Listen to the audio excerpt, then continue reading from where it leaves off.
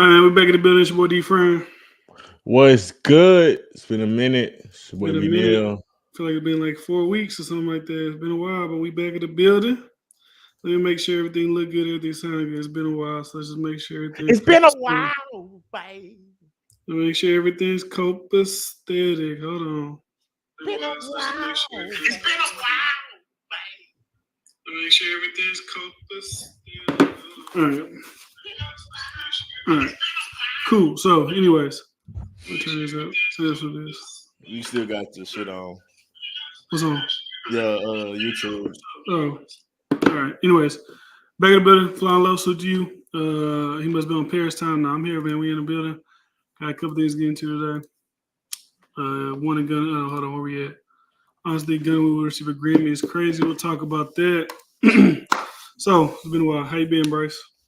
Man, been working, been tired, but shit, can't complain about nothing. I've been chilling, man. What about you, man? You been on vacation? Niggas in Paris, Italian niggas, and his Spanish wife and his 4 quarters. The niggas good, in Paris. man. It was fun. It was fun. It was fun. She was great. I don't know. It's just long ass flight. Thought the flight was gonna be worse than it was. It didn't.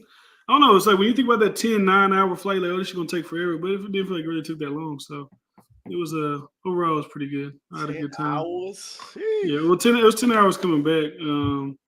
Like 8 hours and 40 minutes going there. So it don't feel like that though when you're on a plane. It don't feel that long. So it was good, man. Shit gonna feel like 12 hours, nigga. I ain't gonna hold you. You didn't even think like I don't even think about like when you're in a plane. Like, I don't even think of like we're in the air. I just feel like I'm in a car. Like we're just driving. Bullshit. I don't even think about it. I'll be feeling the turbulence and all that type of shit. Just like locked in, focused. Let's get here. Let's do what we gotta do. And that's how it be. Salute to Big Travel D friend, cause I'm still jittery when I hop on the planes. I ain't gonna hold you. I mean, I think it is like, I mean, bro, if you gon', you know what I'm saying? If you gonna go, you gonna go. So ain't nothing you can really too much do about it. You know? It's gonna get you, it's gonna get you. Where's the wisdom? But how long was you there for? Was it 5 days, something like that? It was like 5 days. Was out there. Was it Wednesday? Got there Thursday, Friday, Saturday, Sunday, Monday. Yeah, it's like 5 days. You just was in Paris, or did y'all kind of go? No, we just went to Paris. That's we did all the shit you could do in Paris. Go to the Palace of Versailles. Go to the Louvre. Go to Disneyland. Go. They got Disneyland in Paris. I don't know shit. Yeah, they got Disneyland in Paris, Eiffel Tower, all that type of shit. You know, so it's fun. Now we got a plan for next year's trip already. What you? Y'all already got stuff in mind or what? Well, we thinking about shit. I know we wanted to kind of do all the Disney worlds. So it's like there's Disney's in Japan. There's 2 of them, I think, in China. There's a whole bunch. Like I think obviously the ones in America, but those probably like the last ones. We'll go to, but just shit like that. It's too bougie to go to the ones in America. It's like those are gonna be there. You know, like Florida. That's like. Right there. You know, I mean, that's the biggest one. That's the one that's got the most, you know, whatever. But yeah, it'll be there. So that's what's up. Yeah. Glad you made it back home. You and the family, the kids had fun. Back safe. Yeah, they had fun. It was good. That's what's up, man. It was good. I enjoyed it. Been a lot of topics that didn't pass while you've been gone, man. On vacation. A lot of shit that been going on. I ain't gonna lie to you. Being on the trip, like I ain't been thinking about. None of that shit. I'd be like, when you gone, you out like the way, like not really looking at Instagram and like, it's like, bro, none of that shit really fucking matters at all in the grand scheme of life. Like, niggas was sending me shit that was going on. I was just like, nothing like moved me. I was like, bro, I just don't give a fuck. Yeah. But some shit we got to talk about that I do want to talk about. So that's good. But what you want to get into? Well, I mean, shit, I ain't gonna lie. I really was just on a music tip for this week, but I did think about some shit with the Joe Budden host fiasco. It's like, to be honest, the boy Joe Budden could have been up out of here on some very crazy shit. What you looking at? Yeah, your mic just cut off. They said just keep talking. But yeah, nah, just seeing what happened with him with the fights, people sneaking up on him, like, man, just thinking like, damn, we could have lost Joe Budden. I know he ain't he ain't Michael Jackson of the world, no shit like that. But to think like, man, shit happened so fast, and yeah, it just ended up being a scuffle. Nigga fucked up his hand, but nigga really could have lost his life, and that shit, like, just I mean, it's been some shit that you wake up, you don't expect to see the headline of niggas dying. That would be a crazy headline to see. Yeah, seeing Joe Budden get beat up on was kind of like, or they say he got beat up on. I don't know exactly the extent of what happened, but that's just kind of crazy. It's just like, obviously this shit be online, should be like niggas talking about shit, but you kind of think that it's a different life and niggas ain't gonna go that far. But I just think it's corny too. I think the whole thing around it, like, was it Caesar Pena, the real estate guy with DJ Envy? Was it Taxstone? Was it this person? I'm just like, bro, he gave his opinion, albeit a little bit over the top, but like, you got bigger fish to fry, bro. Like, you got like actual federal, like, if it's Taxstone, like, you're in prison. Like, don't matter what Joe Budden say about you, got 25 years in prison for attempted murder and I think manslaughter, murder, whatever. You're in prison, 25 years. Caesar Pena, you're facing, I don't know how much jail time you get for wire fraud and all that shit, lawsuits. Like, at least a decade. Everybody's so worried about the media shit, they be worried about the wrong shit. Like, Caesar, your reputation is already whatever it is. Like, the Tony the Closer guy, Envy kind of stepping away from you. It is what it is. That's like, Joe Budden ain't gonna make it no worse, no better. Like, you are where you at. Due to your own shit or whoever shit, like, you're there. So it does happen. It does seem to happen to Joe Budden at Lifeline. Though that is fucking hilarious. The people always want to go after him. Yeah, I ain't gonna lie, man. It's something about that Virgo energy. Niggas just want to punch on you. Oh, here you go. Another nigga with the damn Zodiac shit. I had enough of that shit last night. What happened last night? Them niggas just like, I forgot. I'm sorry. I never lie. I'm a Sag energy. I was like, all right, bro. I feel like I'm talking a bunch of. I like it's 11:30 at night. I'm on stream with 3 other dudes. Y'all niggas talking about Zodiac sign. Like, I gotta go to bed. I'm out of here. I gotta go. Nah, I'd never be on no shit like that. But certain signs do have certain energy signatures for sure. But and certain shit that happened to her, because it's so even then it's like niggas talk like me. You've been around me, bro. When I'm mad, I don't got a filter, and then it got me in some situations. It's similar to Joe Budden. Supposedly Virgos, they blunt. So that bluntness usually gets you when niggas want to punch on you. So that's all the reason I kind of say that. But no, I think NJ being right there. NJ said that. Whoever said that. Fine said that shit's hilarious because that's been a constant theme of that nigga career. From the Migos who's about to get punched on to even earlier in his career, niggas called him outside the interview thing and nigga took off running like, was that Charlemagne? No, Charlemagne got punched in the head coming out the radio station. That's what I'm thinking. But it's happened plenty of times, Joe Budden. But both them niggas, I don't know that nigga sign, but a nigga that's blunt, that's talking a lot, niggas you want to punch on him, man. It's about that. It comes with it. You, especially like you tell people suck your dick and you doing all that. Like, it come with it. Like, people gonna want to step to you. They're gonna see what you're talking about because you kind of talking greasy. You talking spicy. Like, what we gonna do? But I respect. My bad. I just gotta rant real quick. I fucking. Prize Picks has been fucking killing me lately. I swear to God, shit been pissing me off. Like, I'm looking at it right now. It's like, Drew Holiday, you've been sorry as fuck. You'll pass how many games? Tonight you want to score 18? I need you 16 and a half less. You want to go to 18? Who passed the ball to this motherfucker? Why is Jaylen Brown not playing? Why I didn't even know he wasn't. I should have looked at that shit before I placed the bet. Like, Jaylen Brown's not in. He might be able to get 18 tonight. And then Tatum.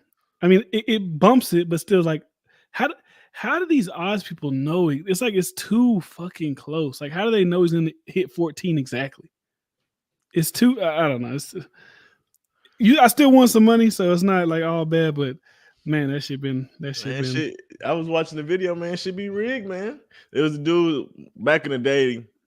It was like at least 25 of the owners are like tied in with Vegas, and they were saying like pretty much the quarterbacks, a lot of the quarterbacks get tied in with the refs, and knowing what's the like the ref might tell them in the beginning of the game what's like the over under what they kind of need to do.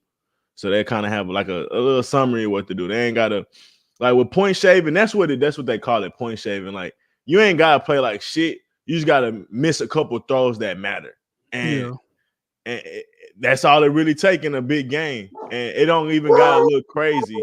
So when you think about it being rigged in that sense, I don't think it's a script. But when you think Vegas got lines, when you think about a lot of these owners making billions of dollars, and why not make even more if they can get a little bit of more money from Vegas and making Vegas happy? It makes sense, man. It makes sense, but yeah, I mean, it's at least I as a got possibility. some shit going on right now that's looking decent, looking promising. So hopefully by the time this podcast is over, I look on here and I see some greens going on. I see some greens right now, but I need everything to be green. So we'll see what's going on with that when the podcast is over. But yeah, man. That was the end of the commercial break. Yeah, I just had to shout out to our sponsor, Pride Non Bullshit. But yeah, so Joe Budden punched on. What else been going on? Oh, Adam 22, like I already showed you, Soul to Soul. We know it. It's fucking cloud. It's the like this. I swear, like the internet. I don't know. I just been like just everything about it just doesn't. I don't know if it's because I'm about to be 30. I don't know what it is going on in my brain. It's like this shit is just like I'm not really vibing with all this shit. Everything feels fake. Everything's like phone. I just can't really. I don't know. Me and this shit right now, it's not meshing. Like I think I spoke. I don't know if it was on Wardu podcast or this. Like the shit that gets the clicks, it gets the. I just like it's not in me to like want to talk like about that. and shit like that. Not even necessarily talk about it. It's just like the shit that like that gets people to the next level. Like that type. What you have to do is seemingly what you have to do. Like if you was already on back in the day, like you can still kind of do your shit. But if you're trying to break in to the game and get well known, I feel like you got to do like extra shit. It's like, bro, I can't do that shit. Like it's one thing letting your wife get fucked, cool. Like, and Adam 22 been on, so he's not a nigga trying to get on, but he's trying to stay relevant, right? He's trying to keep it going with this whole thing. Like, obviously, we're talking about his porn shit. We're not even talking about his opinions on rap, his interviews, none of it. It's about his porn shit. It's like to go from fuck my wife to now I'm searching for a guy to do a threesome with my wife. Like, that's the gayest shit ever. Like, you nigga saw the clip. The man He ass. sniffed his ass. I didn't even see that clip till I showed you. I'm like, look at this shit. And she's like, oh my God, he's so hot. It's like, you believe in love at first sight? Yeah, if not, I walk back through the door. Yeah, I was like, all right, this is too much. But my thing is like, even if like it's the fucking thing, like you cool with this whole falling in love shit too? Like, what's the deal? Like, what is this really? But obviously, nigga doing it for streams. And I seen people talk about the him and his situation. Obviously, a bit of selling your soul, your integrity, your family name, all that type of shit.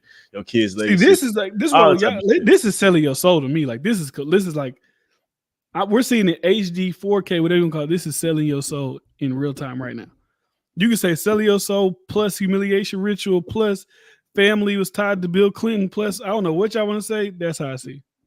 When even they was trying to say that that marriage from the jump was this it's like a part of a WWE script where it's like as far as them, they came up with an idea. Let's make this thing a thing, even though we really just sex partners. Like we fuck on each other with other people or whatever, and we can make some polarizing content out of it. And for me, obviously, it goes to what you said. What niggas gotta do to stay on or stay popping or all this shit. Like it's obviously cringe because that goes right in line with the Blueface Krayshawn shit, Kiki Palmer conversation, all this other shit. It's like the people that's trending is all on these on some cringe conversation. Like, so yeah, I could on a certain aspect with the shit, like him, like if it was a planned thing, I get it because it's like maybe it's on some pimp shit or whatever, or you really just on some porn stars that figured out a way to make it an exciting script. I get it, but at what point, bro, do you like draw a line? Especially when I don't know. I just don't see it. I couldn't even play like that, shit, bro. I can't play like that. Like it's just certain shit I wouldn't do for like fame and money and like shit like that. Like selling out my wife. Like I don't know, it made me feel like you sell out your kid. Honestly, like I don't like bringing people kids and shit, but it's feel like eventually you like sell out your kid for some shit. And like not saying into the sex shit, but it's like I don't know. That shit crazy. Flying Lust, is that worse than watching Flavor of Love when I was 13? Yeah, I think Flavor of Love. I mean, but that's the thing. Like, I don't know. It's different because it ain't really evolved around sex. Like that may happen, and they kind of Yeah, talk about shit like that. But it's more just like a game show type shit. Win is love. Do dating. competitions, go on dates, shit like that. Yeah, Like, yeah, there was a couple times I think New York was fucking, or they made it seem like they make a little noises and shit like that. But you know what this shit is like. It's a chance to win a threesome with me and my wife. So I think it's different. But that's a decent zone. Like if niggas want to watch it, like they gonna watch it. They gonna do what they gotta do. But shit yeah. like And that ain't for me. like for me, the difference between Flavor of Love, that's just a ratchet version of The Bachelor or The Bachelorette or something like that. It's a single person dating and testing the field. Where it might be the right thing to do as far as being on TV and all that shit. It's a whole conversation, but at some point, single people date and it's just being documented. I ain't too mad at that. Motherfucker fucking getting your wife fucked, like joking around. It's just it. It's gay. If Like I I was said, I Muslim, said I don't want to do shit. Like the train, like next thing gonna be like, now we're gonna find somebody. Like it's like, where can we take it? It's like the Island Boys. Like they was doing gay shit, they were doing they shirt off together, gay shit, twins. Like that's gay. Then they start making out. Then they fake look like they sucking each other dick. Like it's like where do you stop the like? Okay, boom. It was I let her fuck somebody. Now I want to fuck her with somebody. And then probably next is gonna be like, oh, now we're gonna fuck a trans person together, and I might let the trans person eat. You know what I'm saying? Just like it levels up. It's gonna he level up, definitely bro. fucking one of them dudes. It's gonna level up, bro. He definitely trying to fuck one of them dudes. It's gonna level up. He was feeling that dude more than his wife was feeling that dude. Yeah, like, yeah, he was more excited. Like he is handsome, huh? Yeah, but anyways, off that shit. That's just like little pit patty shit I seen going on. Let's get to the music. Let's talk about music. You want to talk about the Grammys first? Or you want to talk about the albums first? We can get to the Grammys. All right, so I ain't gonna do like Wardu. Wardu's talking about all the best rock. Okay, we ain't doing all that shit. We're gonna talk about the shit that. Do you care about like the regular shit, like just like song of the year, record of the year, or you just want to do the rap shit? Okay. Wait. I mean, if it's a rap song in there, we could talk about it. I mean, the only rap song that's in there is no rap song, actually. Yeah, I mean, I probably won't know the other songs then. So only song on there that you might know is "Kill Bill" by SZA. That's only like R&B. Type of song. Album of the year, the only album of the year for black people. I guess there's some black people. So, anyways, John Batiste, he's a black dude, more like I guess like jazzy, bluesy kind of vibe. Some shit called Boy Genius. Miley Cyrus got nominated. Lana Del Rey, Janelle Monáe got nominated. Olivia Rodrigo, Taylor Swift, and SZA. Yeah, I don't give a fuck about those. We can skip I these. don't You were speaking a whole different language. That nigga said, that Bryce ain't know not one motherfucker I said SZA and Taylor. You obviously know. You said Hannah Montana. Or Miley Cyrus. What you said? She up there. What's a Disney name? Hannah Montana. Hannah Montana. That's what I was trying to say. Let's get to the rap shit. Fuck it. So, best melodic rap performance: "Sitting on Top of the World," Burna Boy featured 21 Savage, "Attention," Doja Cat, "Spin 'Bout You," Drake and 21 Savage, "All My Life," Lil Durk featuring J. Cole, and "Low," which is off SZA's album. And what's his song of the year for a melodic? This best melodic rap performance. Can we do a little 30-second samples of these songs? Let's have some fun, you know? Listen, I would say this is probably like one of the worst years of like picking like records. Like these records aren't all bad, but it's like if this is the pick of the litter, like this ain't like, crazy shit. Yeah, I can't even be super like "Spin About You" ain't wait for you. Like, yeah.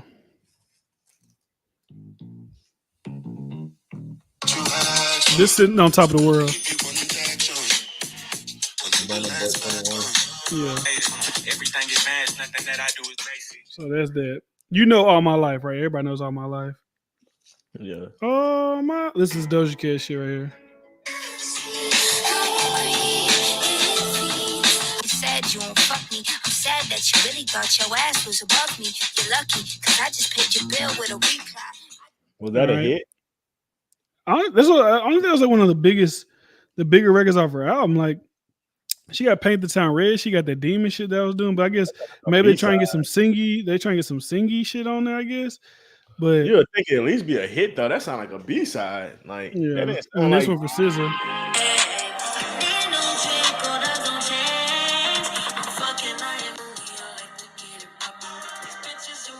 I feel like they was just throwing shit into the rap category. Like yeah. if you wanted to, if you wanted to throw some women in there, you could have threw like no. I mean, this is like singy shit, but still, it's like you could have threw in like the Boys a Liar shit with Doja Cat and Pink Panthers. Like that's singy rap shit. So it's like, and that was actually a big hit. Like regardless if you like it or not, And that was Ice a big Spice. record.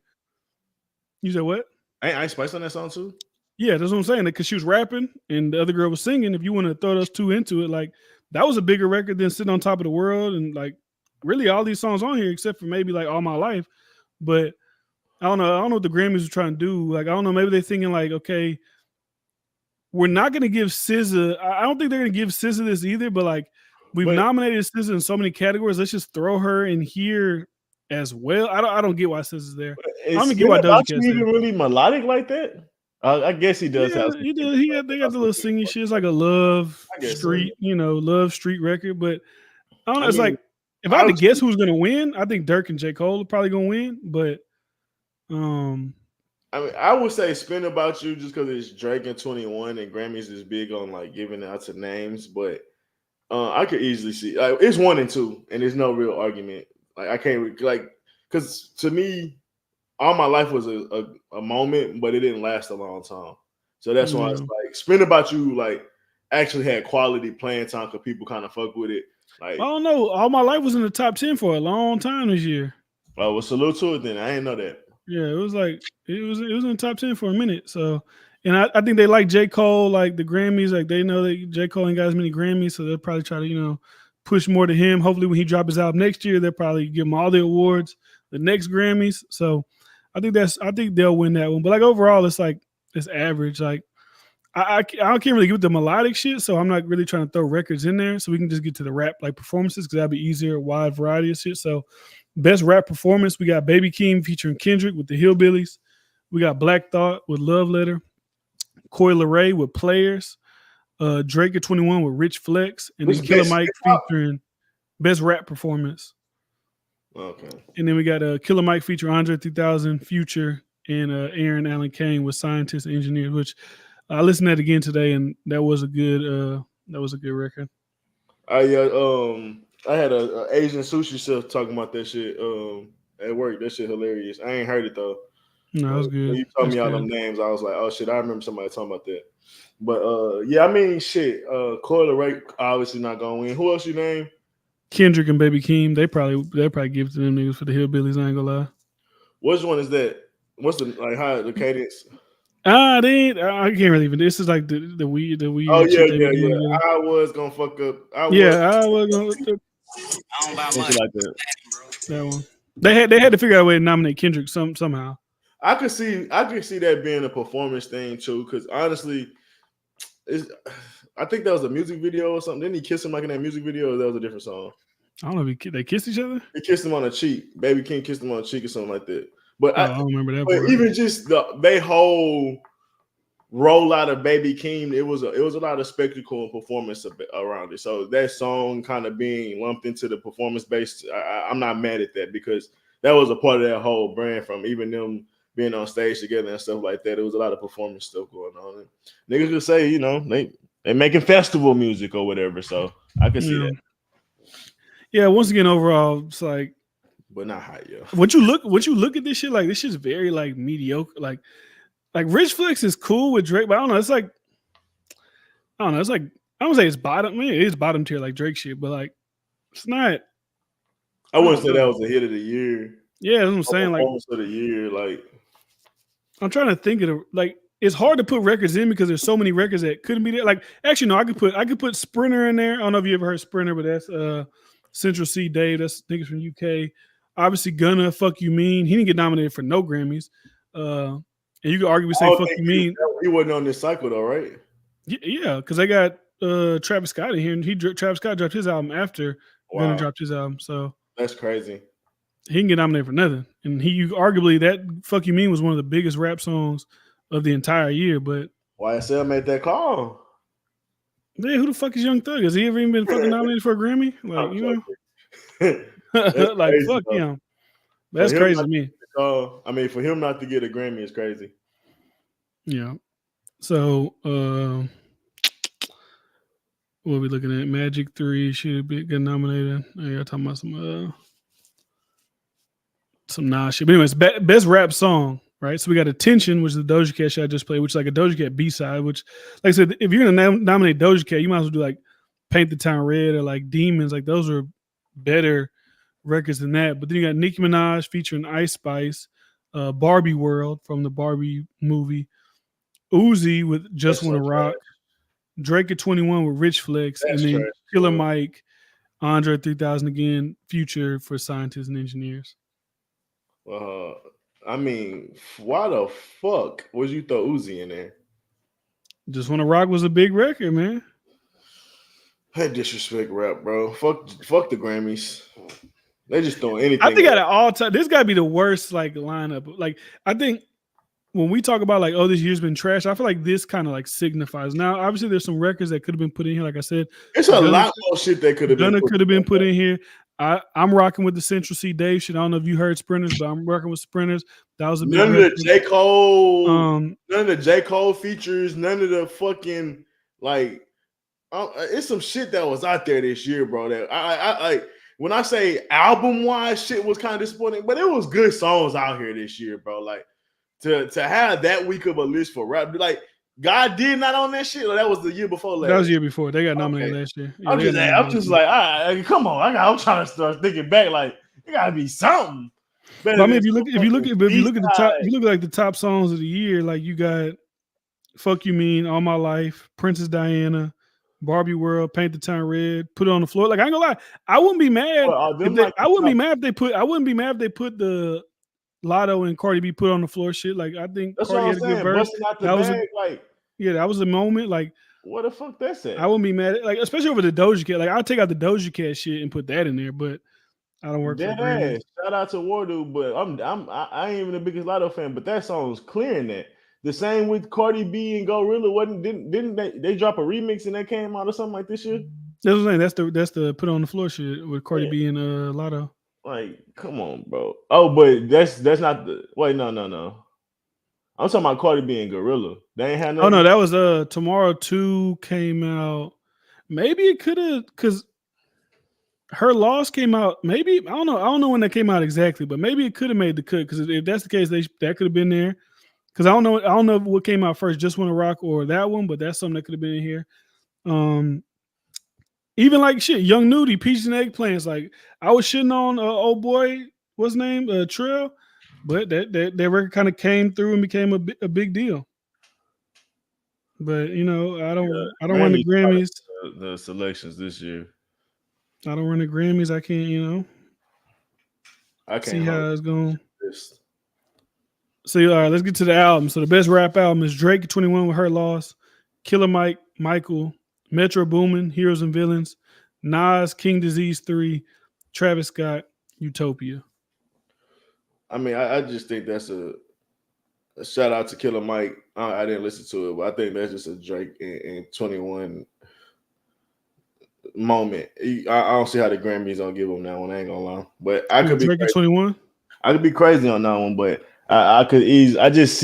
I could just see the visual them being up there, Drake being up there in this moment in his career. Grammys want that, bro. They like you said, they want Kendrick to be in there. They gonna give SZA the nomination. They want big names to be on stage. I ain't gonna lie, Like, but Drake you know, just kind of but slided the Grammys. He just said like, I told Jimmy Jazz I keep my Grammy like a doorstop. Like it's like I don't give a fuck. So they might be like, he don't give a fuck about these. that's possible. I want to appease like real hip hop fans, so they might give it to Killer Mike. I wouldn't be surprised. Like how they was giving it to Nas those two, them like back to back years. Like we never gave Nas a Grammy. We're gonna give him rap album of the year. I wouldn't be surprised they gave it to Killer Mike.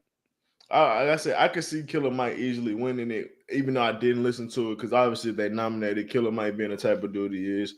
I could obviously there's some good music there. I'll probably go back and listen to it, but I just don't see it as far as brands. Like award shows be big on brands. Nas a big brand. Killer Mike, I don't know. I get it. Like It'll be a, Nas is it'll like be a, Nas is a bigger brand than Killer Mike, so giving him his Grammy finally kind of like it makes sense. yeah. Even giving him the Grammy finally is a thing. Yeah. So that's a thing in itself as well.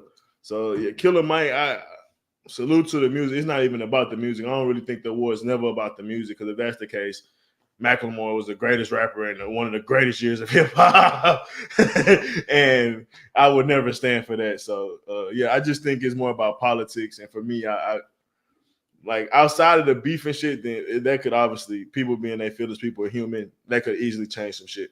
But I could easily see Drake and 21 getting on stage and having a moment. I'm really be surprised if they wouldn't even perform. But yeah, well, I mean that's it for the rap awards. Killer Mike. I mean, Flying Low. For me, I go back. I listen to anybody for the first time. I'm never mad at that. Like I went to listen to Baby Keem. I listen to all these niggas I ain't never heard before. I don't mind. It just for me, give me something that's gonna be like, I like going to listen to a nigga best project first. Then if I go listen to some other shit, it's like, you know, I kind of like the nigga already. Don't give me some shit that's kind of mid-tier and I go listen to it and I think the nigga trash. And I don't want to go back and listen to nothing. Like, so I like to wait for niggas to, bro, have you heard this? And then I'll go listen. I don't be in a rush of music, bro. I ain't gonna lie to you. Yeah. So my prediction, I'm gonna just predict like from best melodic rap, I'm gonna say they give it to J. Cole and Dirk. Best rap performance. I ain't gonna lie, I feel like best rap performance, they might give it to Killer Mike, Andre, Future, and Aaron Allen Kane, just to give them something, like one of those, like, you know, real rap, you know what I'm saying? Like them type people, like give it to them. So I wouldn't be surprised they gave it to him for best rap performance. Best rap song. That's a toss up. Like I can see him giving to it, but I ain't gonna like you said with the whole Nas thing. Like I wouldn't be surprised if they were to give Nicki her first Grammy. Like, hey, Nicki ain't never got a Grammy. Like, here you go for Barbie. I wouldn't be surprised, especially. I forgot about that one. Yeah, that's 100%. They gave it to Nicki. The fact that it's with the Barbie brand too. Yeah, I wouldn't be surprised. They said, "Here goes Nicki's first Grammy." Like, here you go. Yeah, it pissed me off being in there, so I kind of ignored it. Like, why the fuck is that in the best rap song? But yeah, it goes right on. It go right on the point. Barbie might even pay for that shit to be. Hey, let's get some on sale. DVD about to drop. Even besides that record, if you go like to the all around records, right? Like the entirety of the charts, song of the year, you got I think it's song of the year. One of these things, they got 2 songs off the Barbie album. Not the Nicki Minaj Ice Spice shit. Just I think Billie Eilish got one and another girl got one. They got that shit nominated for like record of the year, the all damn song. So I won't be surprised. Barbie was like, "Hey, we need the best soundtrack. We wouldn't have dropped some ducats, y'all. Wait, we trying to get some shit that's y'all. Hey, give me some shit that you gonna put on the album." Yeah, like, we got 3 number 1 hits. They on it back to back. And for best rap album, they're not gonna give it to Travis. Astroworld shit's too fresh. They don't want that type of backlash. Nas, I think they're just nominating Nas at this point. Like, cool. Metro, like Heroes and Villains was good. They got the Future record on it. Everybody like, obviously Creeping. But that's my thing too. Why is Creep like y'all got Metro Boomin nominated for best rap album, but none of his songs are nominated for any award. Like, regardless of how people feel about that Creeping record with Weeknd and 21, that was a big record. That could have been. I like that record. That could be best rap melodic, but they didn't do it, so I don't really see them giving it to Metro. I think it's either Killer Mike or Drake at 21. Honestly, that's the 2 people I think it comes down to for the best rap album of the year. But yeah, what we talking about in the chat? I hope Ross flopping and going triple cardboard isn't. Bro, this nigga been. Trill's such a fucking cornball. Like, he just like. As I get older, I think like, you know how like when older people get older, their tolerance just like dwindles. You know, like your tolerance just dwindles. You know, like you go around like certain like, I'm talking about old motherfuckers. I'm talking like 70-year-olds. Yeah. They just say whatever they want. Like, they don't put up with people's shit. It's just like, but Trill, like, bro, this nigga tried to argue with me that. It was somebody young boy in Rick Ross. I forgot it was some stupid shit though. The stupidest fucking shit in the world. But I don't remember what he said. It was just some stupid shit. You know how these fucking dumbasses like young boy's better than. All right, Get the fuck out of my face. Anyways, let's talk about music. I'll let you lead the music where you want to go with it. I listened to Kodak's album. I listened to Ross, obviously Mill's album. I listened to Jack Harlow's new single. I listened to Lola Brooks' new album. Where you want to go with it? I mean, you said it. I listened to Lola Brooks as well. I liked it. Honestly, I just can't get with her voice. I ain't gonna lie to you. it was a little annoying at first, but once I put the headphones on, feeling the beats, I wasn't mad at some of the shit. A lot of and she talked about real shit on a lot of her songs. It wasn't just I was how the women is now, nothing but sex. So it wasn't the content wasn't just horrible, nothing like that. She had some clever shit too. When I was listening to her, I felt like she was like a mix of like Pop Smoke and Cardi B. Like I don't think she Pop Smoke on any level of Cardi B as far as making hits or anything, but the sound I kind of get from her a little bit, that's what I heard. But I said I was impressed. Let me look at the soundtrack real quick. Was this her debut album? Yeah, I think it's her first like full length project. I just can't. I can't envision it. Like when I hear women kind of rap about like certain shit they rap about, it's like I can't see it. And like I said, she has the whole like Pop Smoke aesthetic, but she's like a 4'9" girl. It's like it doesn't connect for me. Like it don't sound bad. Like I think she's probably like better overall than like an Ice Spice, but Ice Spice has like the appeal that'll make her be bigger. But I just can't I just can't connect the dots on it. Like even when she was talking about like sexy shit, like I sit on a nigga face. It's like who is she? What nigga is she talking to like this? Nah, she ain't gonna lie. It was one song. I ain't gonna lie. Like who is she talking to like this? And niggas is like, oh yeah, sit on my. I just it's not like the Bryson Tiller record was good. Like that was a good record. Her Bryson Tiller was called You or something, but like it just wasn't. Nah, it was some shit where her voice wasn't as like her intro, her flow, like that's Pop Smoke Jr. But on some of her other songs, her voice was a little more melodic and shit like that. And then one of them songs, I was feeling what she was saying on the sex file, like how niggas used to laugh at me because I was like Partition was like one of my favorite songs. It was just hey, Beyonce, hey, she resonating with the vibes. I was fucking with what she was putting down. That's all I'm gonna say. So with this song, she had some shit. One of them songs, I don't know if it was you or one of them songs. I was like, you know what? This little Pop Smoke fitted cap wearing bitch got some. But nah, I ain't gonna lie. I did like the album though. I did like the album. It wasn't bad. It wasn't bad. It's like just this. It to me, it just like the songs don't sound bad. But when I take the person, I'm looking at the entire package, it just feels like cosplay to me. It don't feel like that might be her. It might be how she acts in real life. I don't know. It feels like cosplay to me though. Hold on, I gotta put this shit off.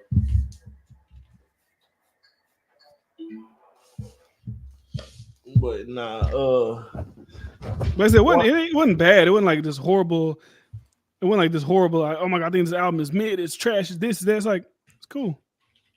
Nah, I was laughing because she had Coi Leray on the album. And I ain't gonna lie, I like the verse. No, Coi Leray's verse was better than her verse. No bullshit. Bubblegum in the ditch. No, the Coi Leray was good. How many niggas gonna make me they bitch? That shit was hard. I ain't gonna lie. Coi Leray she was good on that. I ain't gonna lie. I like that.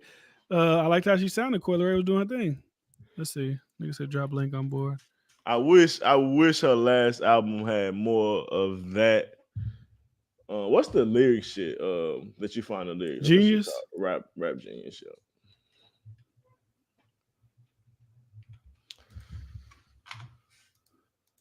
We didn't even talk about that shit. We talk about that shit after though.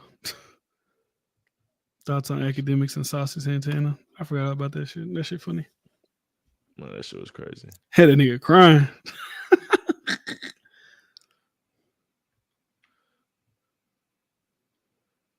Who joined him? Ah, damn, you sorry ass bitch, man.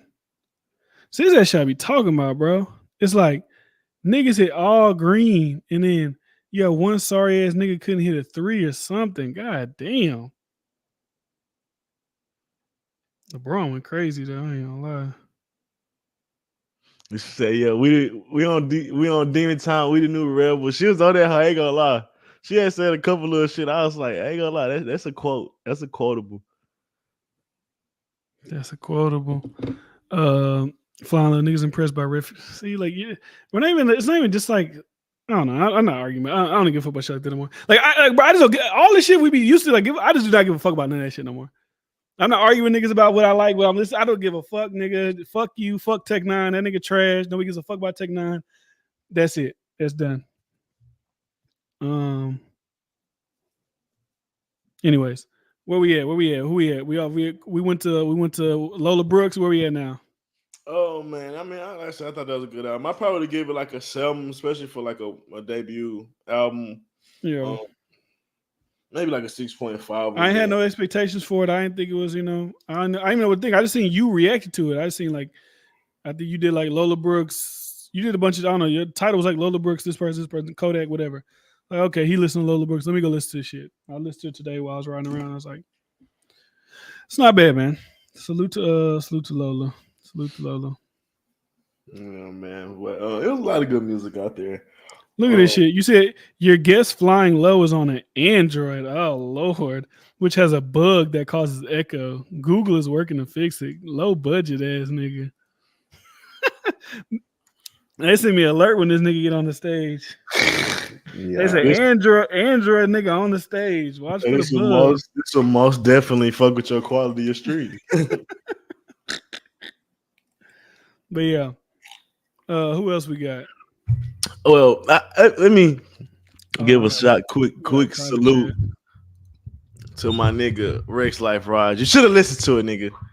I ain't gonna lie. That's what I didn't think about it. That shit was 30 minutes of greatness. Real life shit too. Real life shit. Listening to him made me realize that what a lot of these niggas going wrong, bro, they're too superficial, too materialistic. We talked about with Young Thug, like nigga drop an album, don't sound like the nigga in jail. Like Gunna dropped some shit. He was actually talking about how he was feeling about the situation. Shit. And that'd be the difference between some shit that really resonate. Because at the end of the day, music is art. At the end of the day, art is shit that taps into the spirit, soul, feeling, shit like that.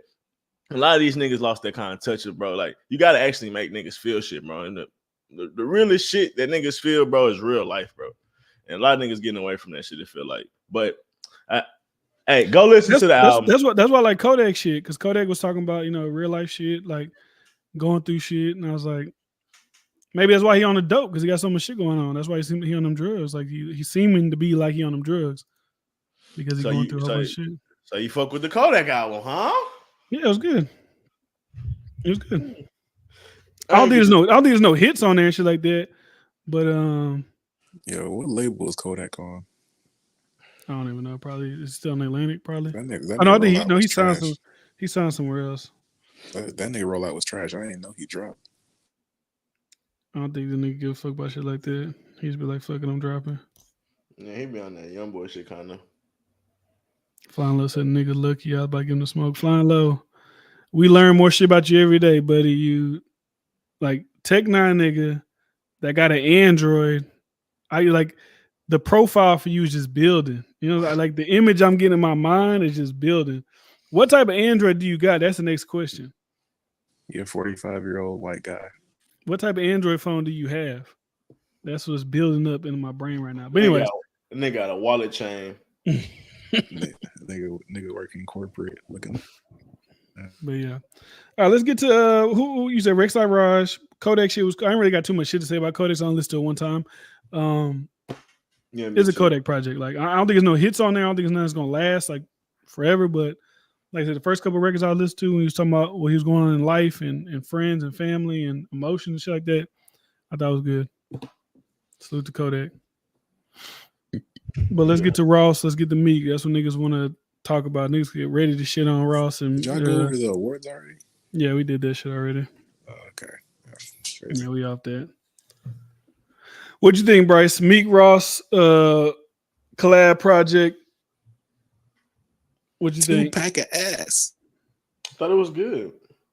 There we go. I thought it was right up the alley of what you should expect from a Meek and Rick Ross project. I mean, I seen y'all talking about it. I didn't get to watch. I was at work and stuff, but from what I feel, just a blanket niggas, if niggas is hating on it and saying it's underwhelming, it's like what expectations Here were we you go. going in? What expectations was you going into it with? That's all I ask, because at the end of the day, Meek Mill at a level in his career where he don't really got nothing else to prove. Rick Ross ain't really got nothing else to prove. Anything they drop is, I mean, at the end of the day, just like, hey, appreciate you for still dropping music at the end of the day. That's how I kind of feel.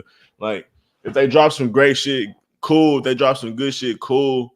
It's not going to really change how people view them in my eyes. So for it to be underwhelming, like, niggas don't even fuck with Rick Ross and Meek Mill that much to be underwhelming. So like to be I think underwhelming niggas is fuck like. with Meek. I think certain people fuck with Meek though. But Musically. was it? But the album was underwhelming on the like as far as Meek.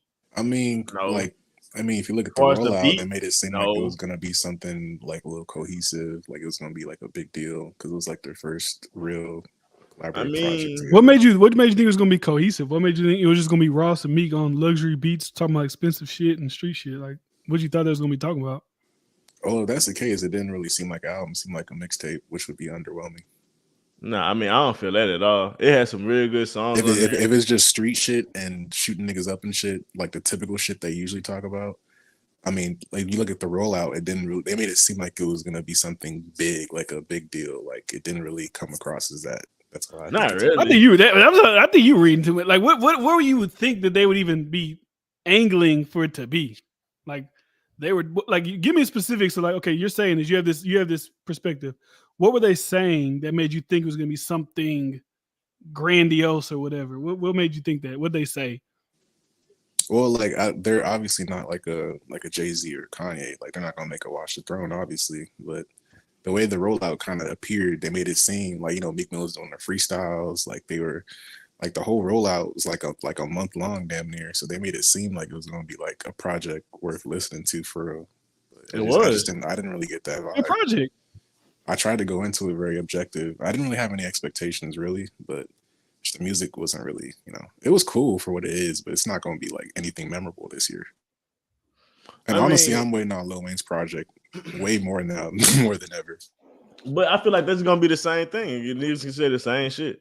It's like, well, we thought it was going to be big because of the rollout. And it's like, well, it was underwhelming.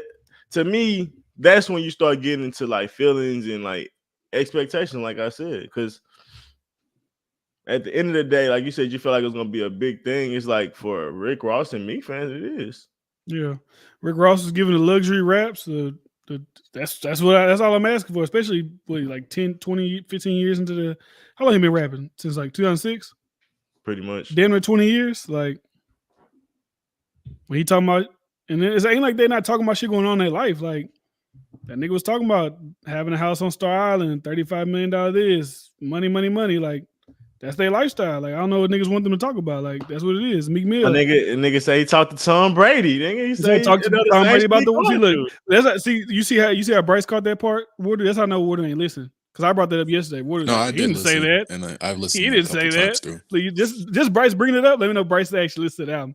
Water ain't listen to it. Water ain't listen to it. He just Water critique the shit. That's what you can roll with that narrative. He was ready for the group chat. That's what he was ready for the group chat. That's all. He skimmed through that shit. He was ready for the group chat. Yeah, I did listen to it like 2 or 3 times through all the way through. It just wasn't anything that stuck out to me really outside of the Shaq and Kobe shit, which was cool, but for a single, it's kind of go to hell. I seen Big Mouth get close. Grandiose shit was cool. Like I think there a lot of a positive thing I will say is like some of the features were kind of like a standout. I like the Vori. I like Vori's feature. The Grandiose shit was good. The Grandiose and the Go to Hell was good. Yeah, but it's like at most I probably listened to like maybe 4 or 5 songs at most, which isn't bad. But it's like you got like 20 something songs. But see, that's how niggas be like. So I just know niggas be capping because that's how y'all are with most niggas. Like you only gonna listen to about 5 or 6 where you gonna listen to that for the next couple years or the rest of the year.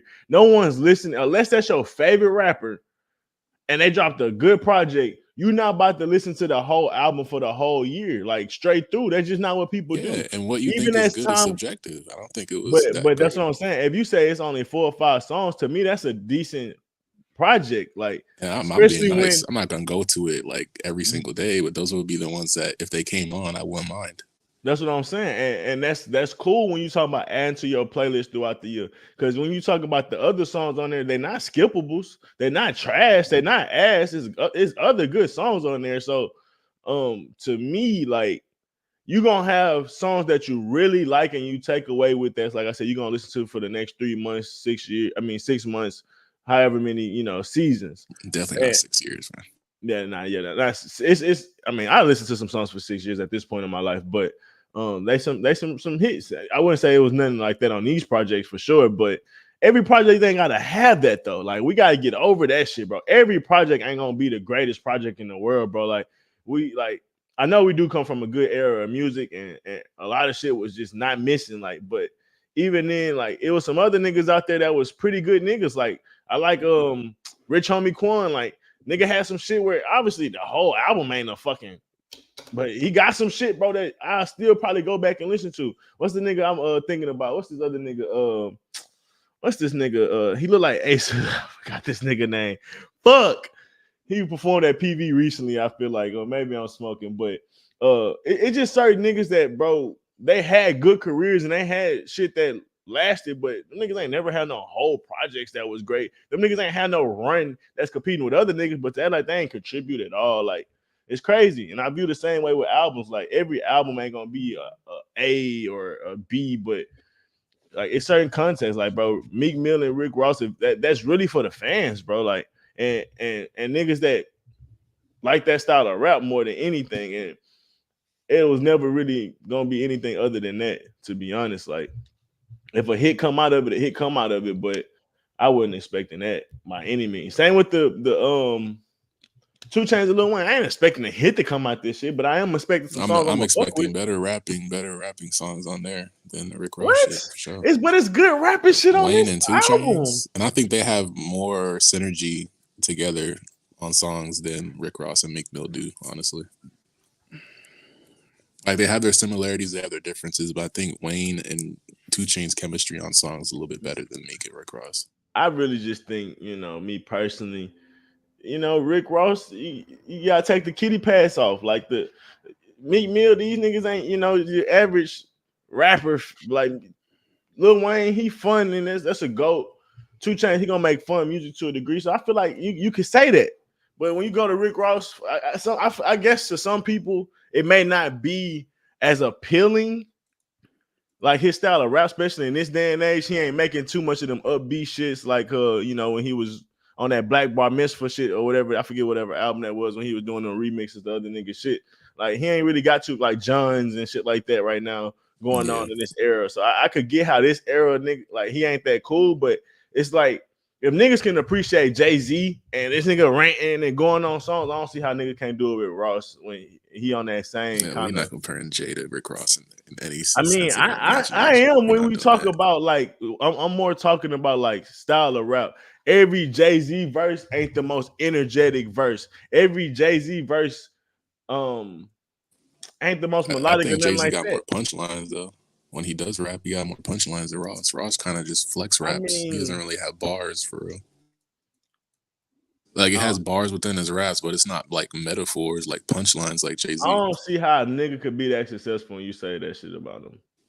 Me personally, I think that's like a deflection from what I'm actually saying. Like obviously they're both successful, but I'm talking about like no. You said no. He don't have no bars. Maybe I'm listening to your words. No, I mean like punch, like their rapping style, like Jay-Z's rapping style. Like he's but like more Rick Ross is a high caliber rapper. This nigga can't make it. He is being that without no punchlines. Like what we talking about? He is, the but nigga be on songs with, he be on songs with Jay-Z and Rick Ross recently and don't get watched.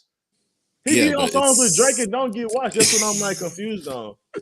I'm not saying Rick Ross can't rap, but it's obviously levels to this shit, bro. Like Jay-Z has punchlines, he has memorable bars. Like Rick Ross, he has bars, but it's like nothing crazy. It'll be elementary shit, kinda, but it's like how he says it makes it seem like, oh, it's like crazy, but and the production too has a lot to do with it. Why niggas like Ross too. I don't hate Ross. It just is what it is. I just highly disagree with how much criticism you got on this project, and how much you I feel like I'm being objective, bro. There's some songs I like on there, like the Grandiose shit was fire. The 800 what's that shit called? The 800 shit was fire. I got like a few songs on there, but as a project, it's not anything crazy. It's on No, par with the rest of the year. why is that has to be the metric? It's not nothing crazy. Because if these are like Why can't it legendary just be rappers a and good they're project? cemented, I'm expecting a certain level of goatness, especially from two artists coming together making a project. It's not like they rushed to make the project. They had enough time to make the project.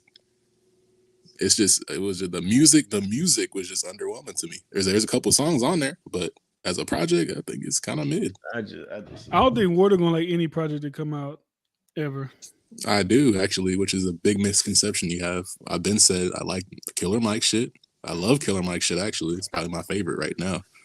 I don't know why you keep smiling, acting like I don't listen to Killer Mike. You think I'm like 16? That's your problem. I listen to a lot of different types of music. D friend, okay. I listen to Killer Mike. I listen to Killer Mike shit. That shit nigga barely fire. bring up Killer Mike. That nigga got nominated for a Grammy. He Killer Mike. He about? waving the Killer Mike flag. This nigga got nominated for a Grammy and awarded Killer Mike. Actually, is nigga, great. before that, I've been mentioning his shit though. You know that. I've been mentioning his album though. Before that, bro.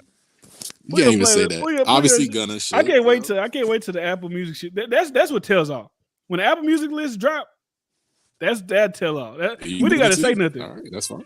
And if Killer Mike's there, you got me. But that nigga ain't nowhere to be found. Definitely there. I don't want to hear shit. I don't want to hear shit. I'm not even really a big Killer Mike fan, but I could tell he spent a lot of money on that project, bro. The production is fire, bro. I think NJ sums up our frustration with you and the people that think like you respect. Oh, the yeet shit, yeah.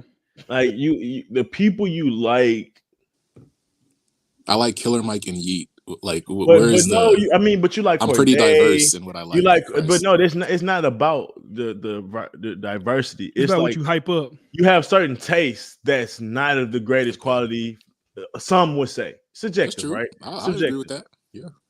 But when you come to some of these other people that other people like and may think it's good, it's like nope. It's just like maybe because I'm holding them to the standard that most people would.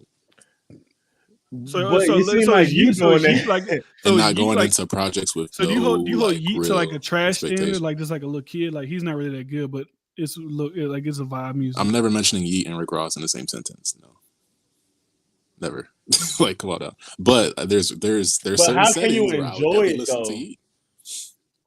I mean, there's certain settings where I would listen to it. Like if I'm playing basketball, yeah, I would like to listen to Yeet, Uzi, like upbeat tempo. So you just a nigga ain't outside in a Maybach. That's what it sounds like. I might listen to a Rich Homie. He just ain't thinking about living on I like what I like. You know what I'm saying? I like what I like. You ain't got the Maybach music. That's what. Yeah, that's all it is. I definitely don't. You ain't got the stars in the ceiling, bro. You ain't got the vision, bro. You see, me and you feel the vibes, bro.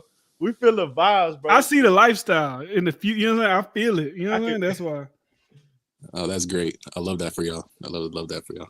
So y'all like the like y'all feel that like DK skateboarders shit, like it's about the energy. Yeah, it's not like about shit like that. It's not about the words. It's about the energy, bro. It's about the production, bro. You know what I'm saying? It's about everything. Everything. But see that would be pissy. It's like I think it's maybe because y'all be trolling when y'all be hyping this nigga up. I can't tell the difference between y'all trolling and if y'all be serious. That's why I can't. What would I be trolling about though?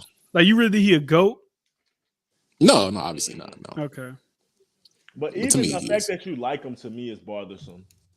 But I like Killer Mike. I like Rick Ross. I like Wayne. So I like all the artists. You like Killer Mike. You like why can't I like both? I don't understand. Why can't I like both though? So it's not the problem with you liking both. I understand you have a good taste in music, but the fact that like so for me. My taste is very narrow. Like it ain't getting outside. It ain't too wide. Pause. Yeah. There you go. Thank you. But outside this with War Dude, nigga, why now? Yeah, bro. I listen to a lot of different shit, bro. Like I'm open-minded, bro. But my thing is, Trail, hit the link. Hit the link, Trail. I love Tizo touchdown shit. But my thing is like, so look, I tried to give you perspective and narrative on like how you could view the Rick Ross. Why you can't just find that vibe in a sense because you can obviously adjust your taste levels. You know what I mean? Because you can listen to all types of shit. Like it. I tried to go into. I'm not saying trying to like it, but you was like shitting on it like it's bad though. How is giving constructive criticism shitting on it? I haven't said anything negative about the project just because I don't like it as much as other people. It means I'm hating.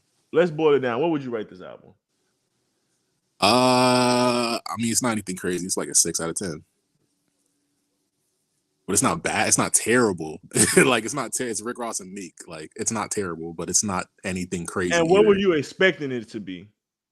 At least like an 8. If it's Rick Ross and Meek, and they took their time on the project, the rollout, like everything. Like I don't know. Like I'm expecting it's Rick Ross and Meek. Like I grew up on their music, so I'm expecting. I don't know. I'm expecting a little bit more synergy. Some of the beats, like some of them, I felt Rick Ross shouldn't even have been on. Some of them, I felt like Meek Mill probably shouldn't have been on.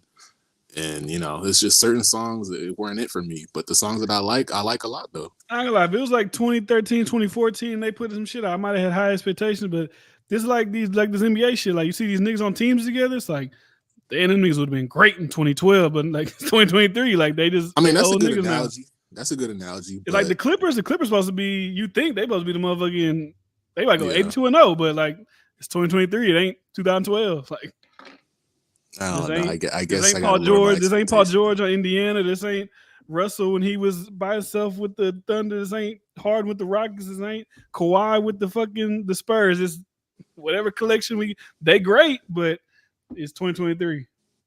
Like I said, I was listening to shit going into that. I'm like, I was listening to So Sophisticated and shit like that. I wouldn't expect them to give me a So Sophisticated in 2023. I just wasn't. Especially like I said, like they're not as hungry as they was back then. Like, bro, Ross he started off the album talking about, I bought a $35 million jet, and then I just bought a $35 million house on Star Island, where you could literally look at Star Island and see who lives there. Billionaires, like all type of crazy shit. That nigga ain't worried about rap. He probably did shit for Meek. Like, but that's the thing. Let me do a project with Meek. Fuck it. But we that's true. We made it. Like we having fun. That's true, but that's the thing. Like you can still talk about that, but still talk about like what you've been through, type shit. Like you can still kind of. Nigga, he's 17 years in the game. We know what the nigga went through. What are you talking about? We've only really known about what he's bought, really. That's his life. That's. We don't know nothing about his when you watch stuff about Rick Ross. Nigga said luxury life. Luxury. Yes. Rick Ross don't love no bitches. Okay, then talk about why you don't love no bitches. Because he loved the money. Do not listen to the nigga. There wasn't a song. There wasn't a song like that in the entire album. Actually, you ain't listen to 800 Carats? I don't think that was what it was about. But no, Rick Ross is giving you his lifestyle. His lifestyle is luxury. So if you ever watch these little behind the scenes shit, Rick Ross, and people be talking about him in interviews, they be like, he just was sitting there, and then just a woman just randomly came out of nowhere and just started giving him a massage and rubbing his hands and doing these things. And she just swished away. It's like that nigga just lived luxury. That's his life. You ain't see the Ashton Martin music video, little girl shitted on him. That's why he inspired. You ain't gonna never get that car. That's crazy. What else you need from a nigga? But I feel like that's the thing. I think the Wayne and 2 Chainz project might be a little bit better. It might be better rapping on there. So, and I know the production's going to be fire. Wayne, what are we talking about? And I trust their production ear more than Rick Ross and Meek's together. Me personally, together at least. I mean, I'm more of a Meek. I mean, if I was to pick a duo, I'm definitely going 2 Chainz and Lil Wayne. Even if it was just Meek versus 2 Chainz, I listen to 2 Chainz a lot more than I listen to Meek the last 10 years, if I'm being honest. Early on in the career, obviously, it was Meek. But so I'm on your side with that. But I really don't think they displayed a bad project. And even if I do feel like the Lil Wayne and 2 Chainz shit better, I just think it was 2 good duo projects from Legends in my eyes. Like I wouldn't not gonna be like, oh yeah, that nigga watched them. I just don't see that happening, honestly. Right? Because at the end of the day, they're not gonna have no hits. I don't think they're gonna really drop no hits. What happened to that one record that you said was a hit? But I'm saying when I was trying to give context, I'm just saying a bop. I said it was a bop, bitch. That's what I said. I said that nigga was like, this was gonna be a hit. Nigga, we played that bush. Yeah, that pressure. Nigga, get that shit the fuck out of here. That shit funny. The whistle don't work no more? What you mean the whistle don't work? Nigga had the whistle in the background on the hook. What is that? Nah, that's cool. The anyways, there used to be I went back to that song. It wasn't bad. I didn't say it wasn't bad. It was just funny the way Bryce was talking about it. It was a bop. Niggas hate me saying bops, man. But now I ain't gonna lie. Let me say, since going into the album, I like Grandioso. Um, let me see. They don't really love you. That was a cool song. I like the hook.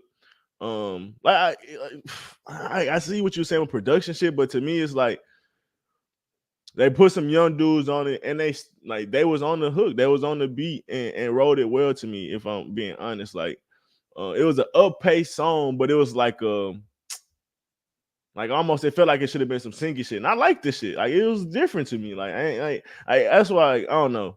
For I wasn't like you said, I wasn't expecting no so sophisticated no shit like that, but I feel like they gave us modern shit, and there was some good shit. Like Go to Hell, I really like that song. That's probably my favorite song. I don't know who they sampled, but they sampled somebody and they ate that hoe.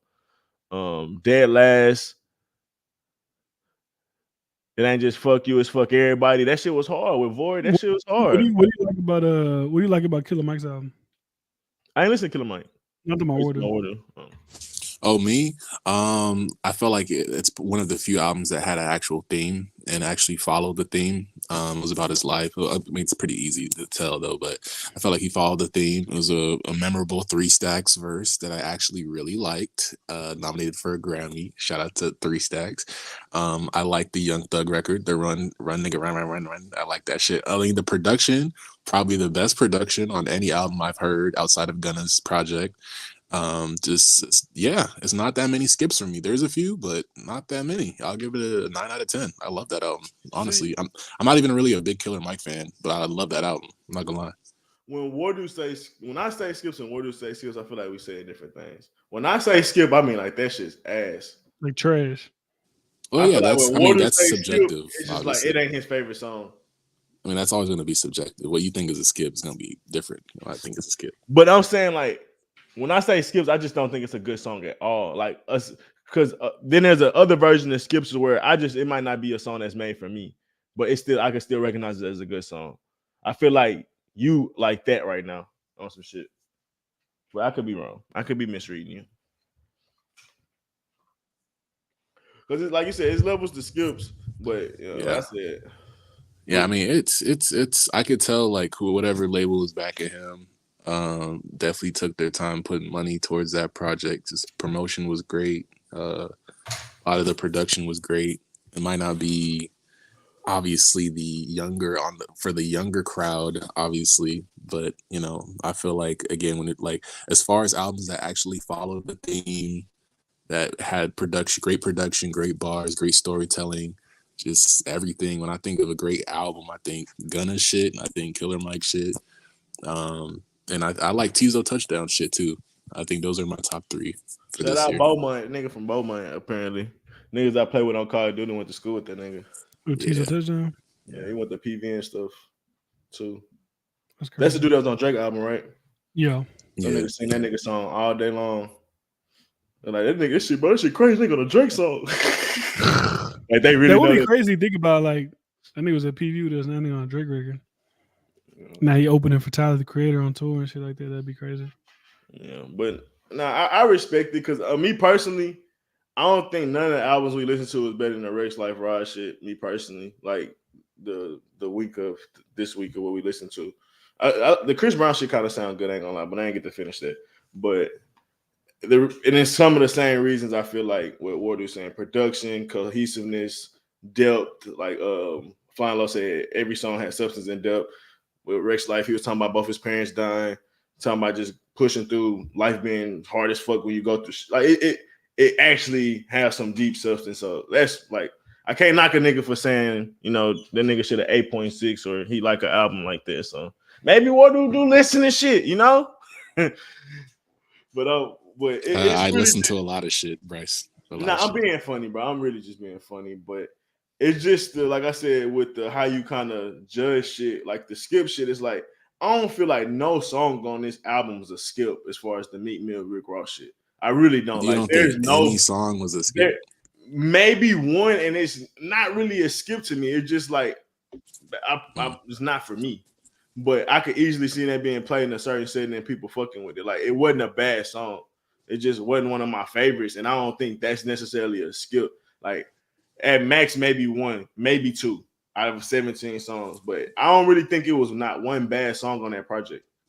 Now, how many great songs or songs that's memorable or like it wasn't super highs on there, but it damn sure wasn't no bad lows on the album to me either. It's just like a 6. I'm not mad at a 6. Like when you said that, I ain't really argue with nothing like that.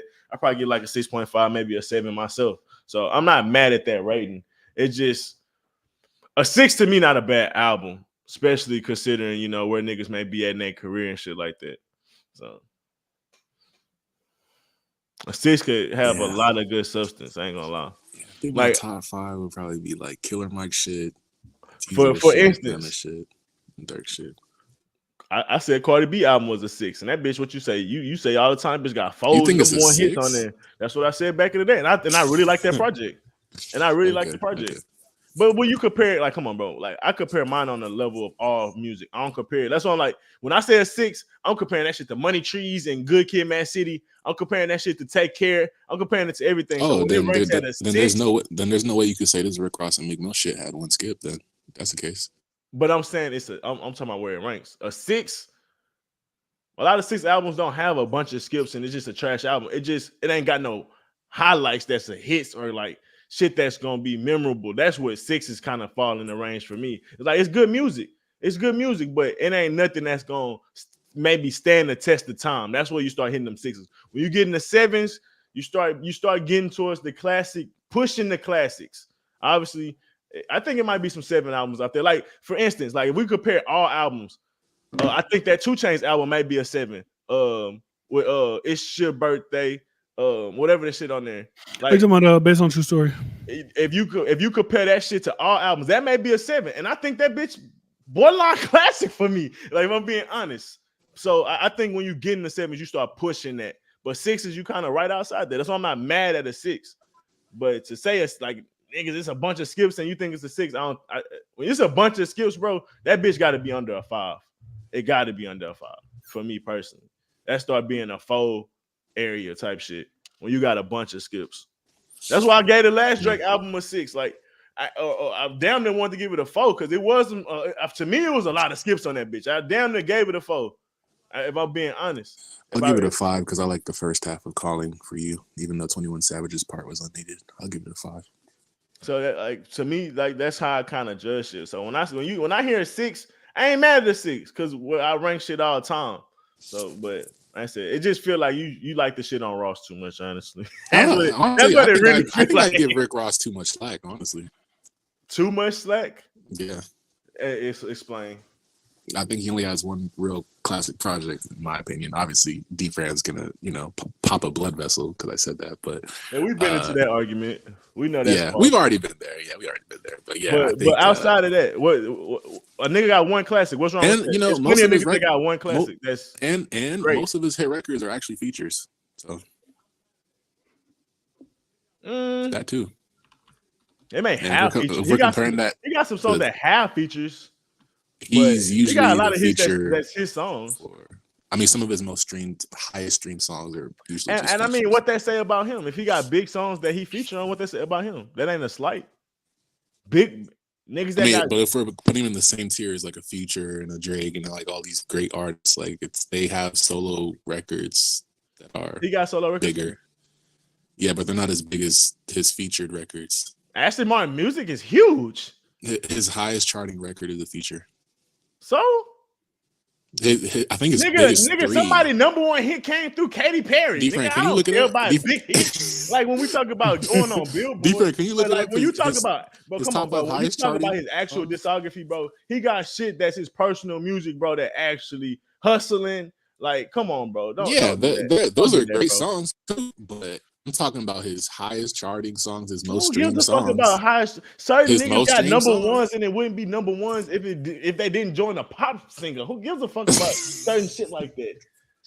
Like when it comes to features and like trying to make it seem like that's just because it's his highest charted. It's not like I'm saying his top 2. I'm saying like his top 4 or 5 most streamed songs are mostly features. What songs are they? B-Brand, what are they, bro? I don't know. I don't see You cold hearted on it. Don't pass the rock. ISO, nigga. I mean, he got the computer. ISO, I'm nigga. chilling on my bed, bro. I'm chilling, bro. Nigga, I was the shit off the hip. Pause, nigga. But I know for a fact when I look on Apple Music, it's mostly features that I see. But yeah, you gonna go to he just dropped during the streaming there, nigga. Like, of course, he ain't been putting out solo shit that's been going crazy in the past fucking however many years. But we're gonna act like his biggest shit wasn't in 2006. Like, that's not gonna be his highest stream. But he's had albums that's had plenty of solo songs. Nigga, he's already on the back half of his career. We already established that shit. Drake's on the back half of his career. Like, what does that mean? We're talking about, come on. Future's on the back half of his career. Like, this is a cop out, bro. It's just a cop out, bro. Bro, we talking about fucking comparing like the greatest of the great. You know what I'm saying? Like, what is this nigga talking about? Most of these niggas are in the back half of their career. Just like you got to be Drake and Future. Like, come on, you comparing like two of the greatest. I mean, if you're saying they're in that tier, if he's arguably top 10, you saying he's arguably top 10? That's personal, nigga. That's personal. Let me correlate this. Like, look, it's plenty of niggas that we always. Why you always say that dumb shit? We always say it's personal. Yeah. But that's like saying Magic ain't nowhere near as great as LeBron because he only played 8 years and LeBron. Actually, he is. I think he is. But no, I'm using your logic though, because the nigga ain't have a 20-year run as clean as LeBron. But he's accomplished more in his run though. But Rick Ross accomplished a lot in his run. What are we talking about? Compared to the others, no, he has not. Don't do that. No, he is not. Talking about Rick Ross is not more accomplished than Future, all Drake, the all them music he got niggas. with Come DJ Khaled, all the shit he got with him. Yeah, he's great, but all the shit he got with Meek Mill, from all the shit he got with Lil Wayne, like this nigga is certified, established. That nigga got by 50 hits. He got about bro, you can play Rick Ross music for Future got 50. You can play Rick Ross catalog for a good sample. And before you start getting to some skills, my boy, and niggas not gonna be mad at you. Rick Ross, bro, got an amazing catalog. He has a great, consistent catalog probably better than fucking Snoop Dogg. Nigga, like his catalog is better than niggas like what Ice Cube got. He got a diss with NWA, and today was a good day. Nigga, Rick Ross is like when you talk about. I ain't even gonna get into the disrespectful shit because that's when niggas stop listening. But like, let's be real. Rick Ross had like 17-year career. He just was on God Did with and it dropped a good verse. He was on plenty dice, all type of shit for 17 years. My nigga, he got a great fucking catalog. And 50 Cent, he can shit on them all he want. That's probably what it is. You're a big 50 Cent fan, but Rick Ross got a good catalog. He does. He can compete with 50 Cent. That's the conversation, though. Like he might not beat him, but he might take that nigga to game 6. He may take the nigga to game 7. He might even look. Niggas give AI credit for just winning one game against the Lakers. That's all. Like niggas trying to act like he ain't even in a championship contending team type shit. That means that they lower their standards for players they like AI. You lower your standards for the people that's not lowering your standards. It's just understanding. How is it certain, for example, with AI, he didn't have a team around him. For Rick Ross, he's not Drake. He's not Future. It's okay. But that don't mean Charles Barkley not fucking great. Just because he ain't win a championship, Charles Barkley's still a top 5 power forward of all time. He's like nowhere near a Future. Like I think Future would body him in the verses. I ain't gonna hold you. Bag. I disagree with you when you say body bag. Body bag is like. And we talking 15 to 5. That was part of the reasoning. Why are we doing solo records? Because nigga, we're talking about great artists. You could have your feature shit. You can be a 21 Savage if you want, but I'm not gonna compare you to a Drake, Cole, Kendrick, Future, Nicki. Like what the fuck? What are you saying? There's levels. You're still great, but you're not. But a lot of shit that you would play that solo shit from Drake. Meek isn't even them. You can play a lot of Drake features. That's gonna be really this. Like let's be real. Like. Some of Drake's best songs on features. Some of Lil Wayne's best songs on features. And that's not even like a slight. That's what I'm saying. I don't get. Oh, you saying you making it seem like I'm not hating. I'm just saying, like, to be a top 20 rapper all time after 50 years of hip hop is not a bad thing. Top 20 is still good. So what 50 Cent at?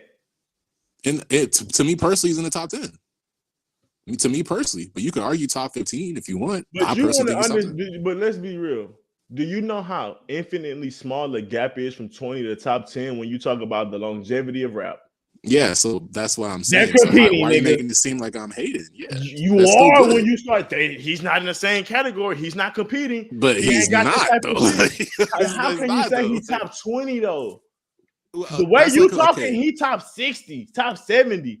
No, that's Didn't not how. even make the That's not how top I'm talking. 75 What? NBA all time. That's how you I talking. didn't say he didn't have a great catalog. He has a great catalog, but there's levels. There's levels, bruh. I've been said there's tiers to everything. I don't want to say the same words over and over But the again, tier but is yeah, not there's that far tiers. apart from 10 There's to 20. levels. They're The all tier's not that great. far apart from 10 to 20. You could argue like the top 20, top 25 rappers of all time arguably. They're all outside, great. They're all great. outside the top, But there's levels. outside the top 7 rappers, bro, it's very close. Outside the top 7, It's very close. Your Drakes, your Eminems, your J, even with you could throw the Jay-Z in there. And really outside the top 5 is Lil Wayne, Kanye. Outside the top 5, everybody competing in the top 20. If you ask me. it depends. It You can depends. argue. You can argue. You know, J. Cole ain't going too much crazy on Ross. Well, you Bruh, rate J. no. Cole. You talking about hits? You talking about Billboard? J. Cole got like crazy Billboard hits and shit like that. Catalog? He has more solo shit for sure. Why you? Yeah, let's pull it. Which he is got the more. reason Let's why I see. said Ross is a little bit lower. Nah, I don't even know. I mean, I have J. Cole and Ross in the same realm, but I think I give the Cole the edge slightly because he has more solo shit. And he has one undoubtedly classic, world-renowned classic that we all could agree is a classic. I mean, we could all say, yeah, Mastermind, or we could say God Forgives I Don't, but are those like world-renowned, everyone could agree classics? Nah, not really. everyone in rap More like probably cultural classics, but most Cole people has from that- one. So let's be real. Let's be real. You got a lot of times when you ask people shit, you got to ask people to actually come from that era because they don't. What the fuck we even asking them for? You know what I mean? So when you talk to people from the rap that love rap in that era, yeah, most people consider that a classic because you can't ask a nigga, is it a classic? They ain't really even heard it. That's the problem. So when you talk about worldwide shit, all that, bro, that was you got to think.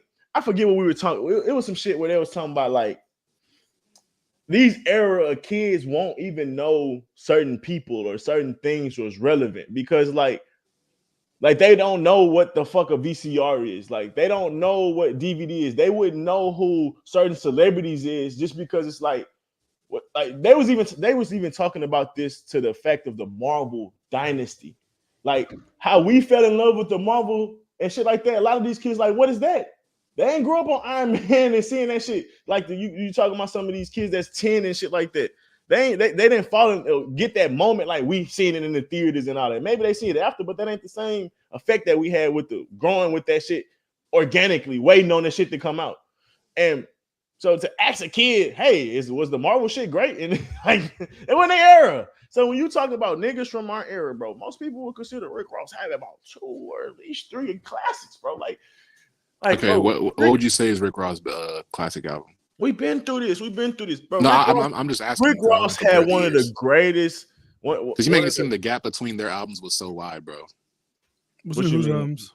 Between Rick Ross's best classic, most classic project and Cole's most classic project, it's not a huge gap in between, bro.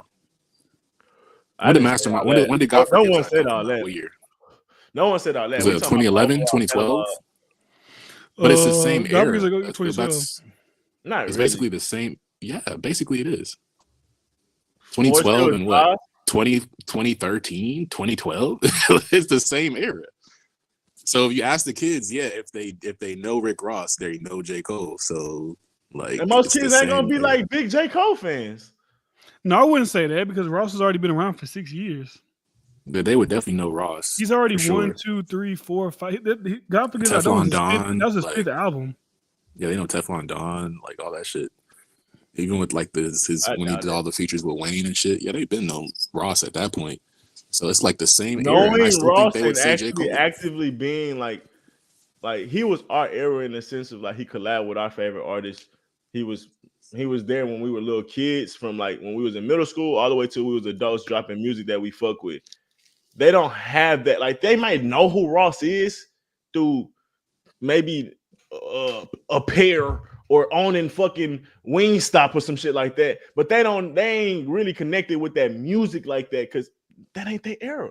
Like it just is what it's like when it's the same like a Kevin Gates or some shit like that. Like the moments we had Like these niggas had mixtapes, they rapping on other niggas' beats. Like that's some shit that's on YouTube that's in the vault that nigga you probably couldn't even find no more. Like we was in the mix of mixtapes and shit that niggas ain't probably gonna go back and listen to. Like it's a whole lot of shit when you talk about videos, all type of shit that we got to see and digest that kids these days, yeah, they know Ross, but they missed that era. Like you gotta think, bro. We had Love It, Rap in the Basement. We had 106 in Park. Like this was one of them niggas that was in this era dominating. I know some kids that were around during the 106 era.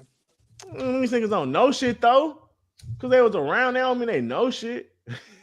Terrence and Freeze shit. I mean, what demographic of age are we talking? It's like wasn't that even long ago. Even like, 20-year-olds, bro, they really wasn't on that type of shit, bro. Like you gotta think when they was y'all 20, the same niggas that was shitting on Jeezy and like it's like, come on.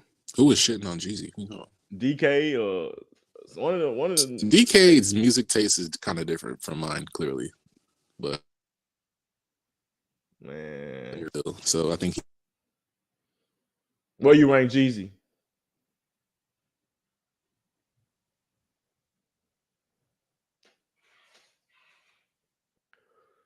Damn, where you went? He went mute. Nigga shut down, had to reprogram. I think Jeezy goddamn might be top 20. You listen to the catalog, nigga got a good ass catalog too. He got a good ass catalog too. It's cool. But well, you could if I also put my money on a collab project from some of the OG veterans in the game, I would definitely take Wayne and 2 Chainz over a Meek and Ross for sure. But I mean, you literally taking a GOAT and a good wingman. Yeah, because I think that's a little bit more complimentary. Because I think you're taking a top 5 player all time. Yeah, and a good complimentary player. Of course, that's not you putting your hedges on. And they that. both That's from not, the South. That's like saying you picking LeBron James and Kyrie Irving over motherfucking Josh Smith and somebody else. Like, yeah, that's a good team. But nigga, Rick Ross is Josh Smith. That's crazy. I'm just throwing some names out there that niggas not fucking with LeBron James. Like you picked a top 5 person in Lil Wayne, and then you picked a complimentary piece that can make good music. And I have arguably a top 10 artist in Rick Ross, and arguably a top 20 in Meek Mill. And even then, it's like be real, like they style of music don't necessarily. Like I said, this was for the fans, bro. They style of music don't necessarily mesh like that. You said it already. So once again, I wouldn't really expect it that much, and for them to still produce something that was good, I'm not mad at that. 2 Chainz, he can make hooks. Lil Wayne can make hooks. Lil Wayne to be melodic. 2 Chainz, like I said, good at hooks. So they could make shit and kind of mix and merge songs, and it probably sound a little bit better than Meek Mill. Like both them niggas, a lot better. Both them niggas like dribble first point guards, and they both on the same team in a sense. I wouldn't even say a lot better. That's a reason. A lot better. I don't think. Yeah, I mean, we'll see when it comes out. It comes out this week, right? Me personally, I might think it's a lot better. I think once again, Warner's setting the expectation that this 2 Chainz and whatever shit gonna be some. I'm expecting it to be better than Ross. I think it's gonna be 2 That's niggas pushing forward. I'll stand on that. Y'all don't want me to stand on nothing. I'll stand on that. It's gonna be. I'll stand on Lil Wayne's and 2 Chainz. I just gonna be better than Ross. Like I said, it's gonna be 2 niggas that's pushing 40 that's having fun. They just homeboys rapping. Oh yeah, I don't. They both from the South, so I mean, shit. Yeah, it's bound to be better. I feel like. It couldn't. I mean, it might not be. Who knows? It will be on par for this year. Wouldn't surprise me. But if I was to bet, I would definitely take Wayne and 2 Chainz over Ross and Meek. But that ain't a slight though. It's not. Most people would when you giving them a top 5. People need to get out their feelings, nigga. Like, I don't know what to say. Nigga. What you mean? I don't know what to say. Like, but you're not saying anything that's crazy though. Yeah. So if it's not crazy, how is it? You making it seem like what I'm saying is crazy. You're saying it like you're trying to diss like Meek Mill and Rick Ross. I think that's how it's coming across to you, maybe, but I'm being objective because I like all of these niggas. Like I grew up on all these niggas, so I can be objective. So what's the point of saying that when you know Lil Wayne is undoubtedly a GOAT and them niggas? Because rap is competitive. So and them niggas competing where they at, and there's nothing wrong with it. Like what are we talking? Nothing wrong with that, but don't be all buddy, nigga. Shit, I don't give a fuck. This music still, nigga. Shit's gonna be compared to, bro. And niggas are gonna compare regardless. I mean, it was a good I project. don't got too much expectation for that 2 Chainz Wayne shit. If I like ain't Ross really- and Meek shit and Lil Wayne and 2 Chainz shit, I would say I like both of them. So far, Rick Ross and Meek dropped. I think it was kind of underwhelming. I think it's like a 6 out of 10. It's not terrible. It's not great. It's all right. It's cool. I think Wayne and 2 Chainz might be a little bit better. Might be better rapping. Might be better production, arguably. I think it's like the same amount of songs on there. I think the track list came out actually, but Man, I already said it'd be it. better. Let me switch. I'm tired of defending niggas because I'm hearing too much. I like Ross, bro. I'm getting too much disrespect for D-Friend with this 40-year. I felt slighted.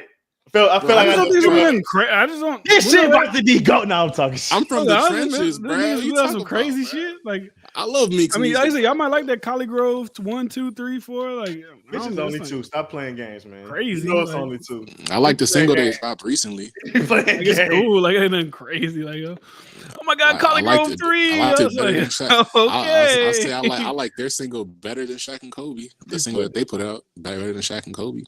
Yeah, that pressure shit is trash. Nah, it was another single that dropped. Oh, You talking about the Wayne and 2 Chainz? The long story shit was fire. I like that one. The long story shit. Was Yeah, fire. actually, I think I like 2 Chainz verse. So that's what's funny. I like. That's I what think they like. both did great. That's my point. I think they have great chemistry together on a song, like song wise, production wise. Like they made a lot of songs in the past that have been fired. Duffel Bag Boy, like they have. I don't know. They just. If so I was to expect sophisticated is anything, definitely better than Duffel Bag Boy. I guess whatever. I guess. Y'all are crazy. Y'all think so I get sophisticated? high. Come on, are you crazy? Like, yeah, Tell Duffel him Bag easy. Boy's like a hit. Like, you know, it's like a whatever. I like, think so sophisticated is more so like the beat. Honestly, you're crazy. that's why y'all like I it love a so lot. sophisticated. It's but cool, I ain't gonna but it's lie, like- Duffel Bag Boy crazy. It's got not a Duffel place Bag in my Boy. heart, I'm bro. sorry, bro. I'm sorry. I ain't gonna hold you. It's a certain level of bias that I can't even hold. I ain't even gonna have an argument with you because that's just one of them ones, boy. They both cool, but I ain't gonna nothing. I'm a light all day. Wow, Bruh, I can't wait Go for get that your project. money, little duffel bag. And it could be underwhelming too, but hey, I'm objective. Get I'm money. objective. Boys want to get money in middle school. That was the problem. We balling up to see us. Niggas ain't had that duffel bag in middle school. That's the problem. Oh God, bro. D-Friend ain't had no duffel bag. Yeah, Walking Y'all around, niggas ain't sophisticated. nigga walking around with a Ziploc. That's how y'all bag, niggas ain't bro. That sophisticated. nigga, That's that all. nigga D-Friend had a Nigga walking around with a Ziploc. what's Crazy. that shit called? What nigga the pouch in it that you put in the front of you? Forget that shit called. He got the fanny pack walking Nigga around got high a fanny school. pack. He ain't had no duffel bag. That's cool. That's cool. But anyways, we off the raw shit. What we on now? Yeah, hey, them niggas dropped in 2 days too. I can't wait. I ain't gonna hold you. Yeah, I might do a listening party for that. I ain't gonna. I would pull up, but be at work. Hopefully it's not underwhelming. Gonna be a negative Nancy, but yeah. You know, we wait on the GOAT Nicki Minaj to drop too. You know what I'm saying? 12-8, 12-8. 12-8. That's our last hope. I don't know if Metro and Future are gonna drop in December, but if they don't, that's the last hope is Nicki Minaj, bro. Because That's the last hope. it's the last hope. There you go on. So I don't it's think Nicki Killer shit gonna be Mike. crazy either. I think it's gonna be just an album, and it's gonna be. What I'm expecting from that is for it to be at least better than Lotto's last project.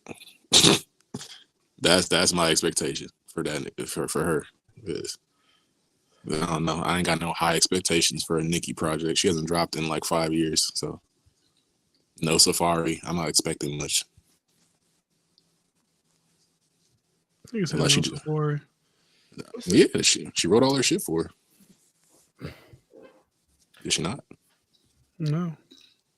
I don't know, man. I guess I know we've been talking about it all year about how underwhelming the year been, but me at this point, I ain't mad at it, bro. I got good songs that I'm gonna take away into the next year. I got some albums I like that I'm gonna take into next year.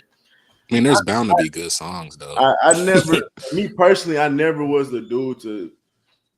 I'm gonna listen to a little bit of everything just to hear what it sounds like, but I'm not big on putting a bunch of different songs in my playlist and downloads and stuff like that. So for me, it's right on par, bro. I'm not mad. Some shit from Drake I'm gonna fuck with, obviously the gun and shit. And there's plenty of other songs out there that was good from the year. So I ain't mad. Did y'all hear that song with Lil Wayne and Benny the Butcher? I heard about No. it. I didn't listen to it yet. That was a good ass song. Like, it was good music out this year, bro. I'm Did gonna you listen. hear Jack Harlow's new song? That shit I fire. think I actually. No, I didn't get to listen to it. I was gonna listen to it before the podcast, but I didn't get to. First time I heard it, that shit got stuck in my head. I don't know if he was trying to brainwash me, but that shit, I played that shit about 20 times. So if you check my Apple Music, Wrapped or whatever, you might see a lot of that shit on there. I ain't gonna lie. Play that a lot in one day. You I like the played it part a lot somebody, you like the part you're talking about the chains and shit? I mean, Drake talked about it in his record too. I didn't like that shit. So it's definitely not that. When they change you like American slave. Had ass That nigga boy. crazy. I ain't gonna lie. The more I listen to Drake shit, though, that shit get better. I ain't gonna lie. Yeah, like I think Bryce might have said it. There's certain parts of the album that I like a lot, and there's certain parts that I really don't like that mess up the song for me. Like the Calling for You shit, I kind of like the first part because it's like a kind of like a Cash Cobain type of record. But like 21 Savage's part and like the whole girl talking about food and I'm good off that that. shit was mad. Those could have been like two completely separate songs. Like, did not need that second half. But like, there's certain parts I like. That shit was I like supposed to be on Her shit. Loss. Yeah, dude, Yeah. that was her lost though. They left the show down. Yeah. They left the show down. But like Virginia the Beach, so second that half shit. is I like. I'm rocking with Virginia Beach. Yeah, I'm rocking Virginia with Beach Virginia still Beach. kind of. No, I'm rocking with Virginia It Beach. sounds like an interlude to me. Maybe that I don't know. It's definitely rocking the with least played Drake song. I mean, album besides Dark Lane Demo Tapes I ever played. And I played Dark Lane Demo Tapes more than this, to be honest. I played that way more than this because they still had losses. They still had the two I like Dark songs, Lane, Chicago Dark Lane and a all lot that shit. actually. Yeah, it's still I be digging Desires it, was but- right. Desires was on that song on the album. Yeah. Actually, I listened to I shit on Dark Lane Demo Tapes a lot, but I actually That's a listened to great, that it's a great a lot project. Yeah. Yeah, this is not it. Fat D was not it. more. Yeah, I'm still listening to Honestly Never Mind more than that project. That's a fact. The Keeper is still on repeat. I love a Keeper. Falling Back, bro. That shit's so hard, bro. I wish Falling Back was shorter though. Pause. Oh yeah, speaking of that, this ain't music shit. I just seen this shit today. Have you been following this like Donald Trump. No, he an old basketball nigga. His wife. Smith. Oh yeah, was it Joe Smith? You seen that he was on camera on she came on they show today and was massaging Yeah, him? but I didn't get what the origin of the beef was. That was crazy, bro. Well, so Joe Smith found his wife had OnlyFans or some shit, right? Yeah, I know. And that shit went viral. So I guess she's on like this press run where she's talking to everybody about it. And I guess she was on their show like last week, but like virtually.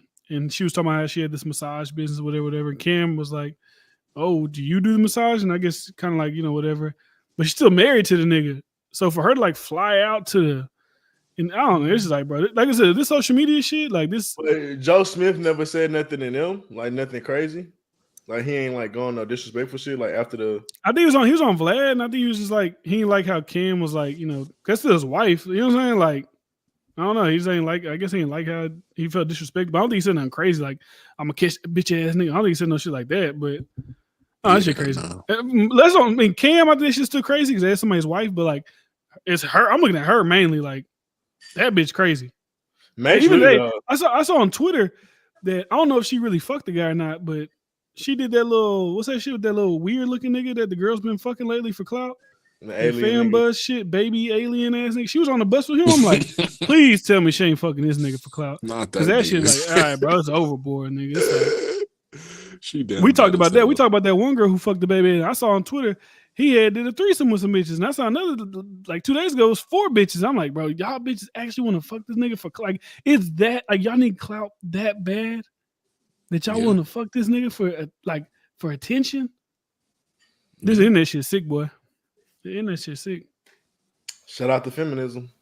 The internet shit is a motherfucking this shit is crazy. Like this shit, like, it's like other like the shit people will do for attention is like just I don't get it.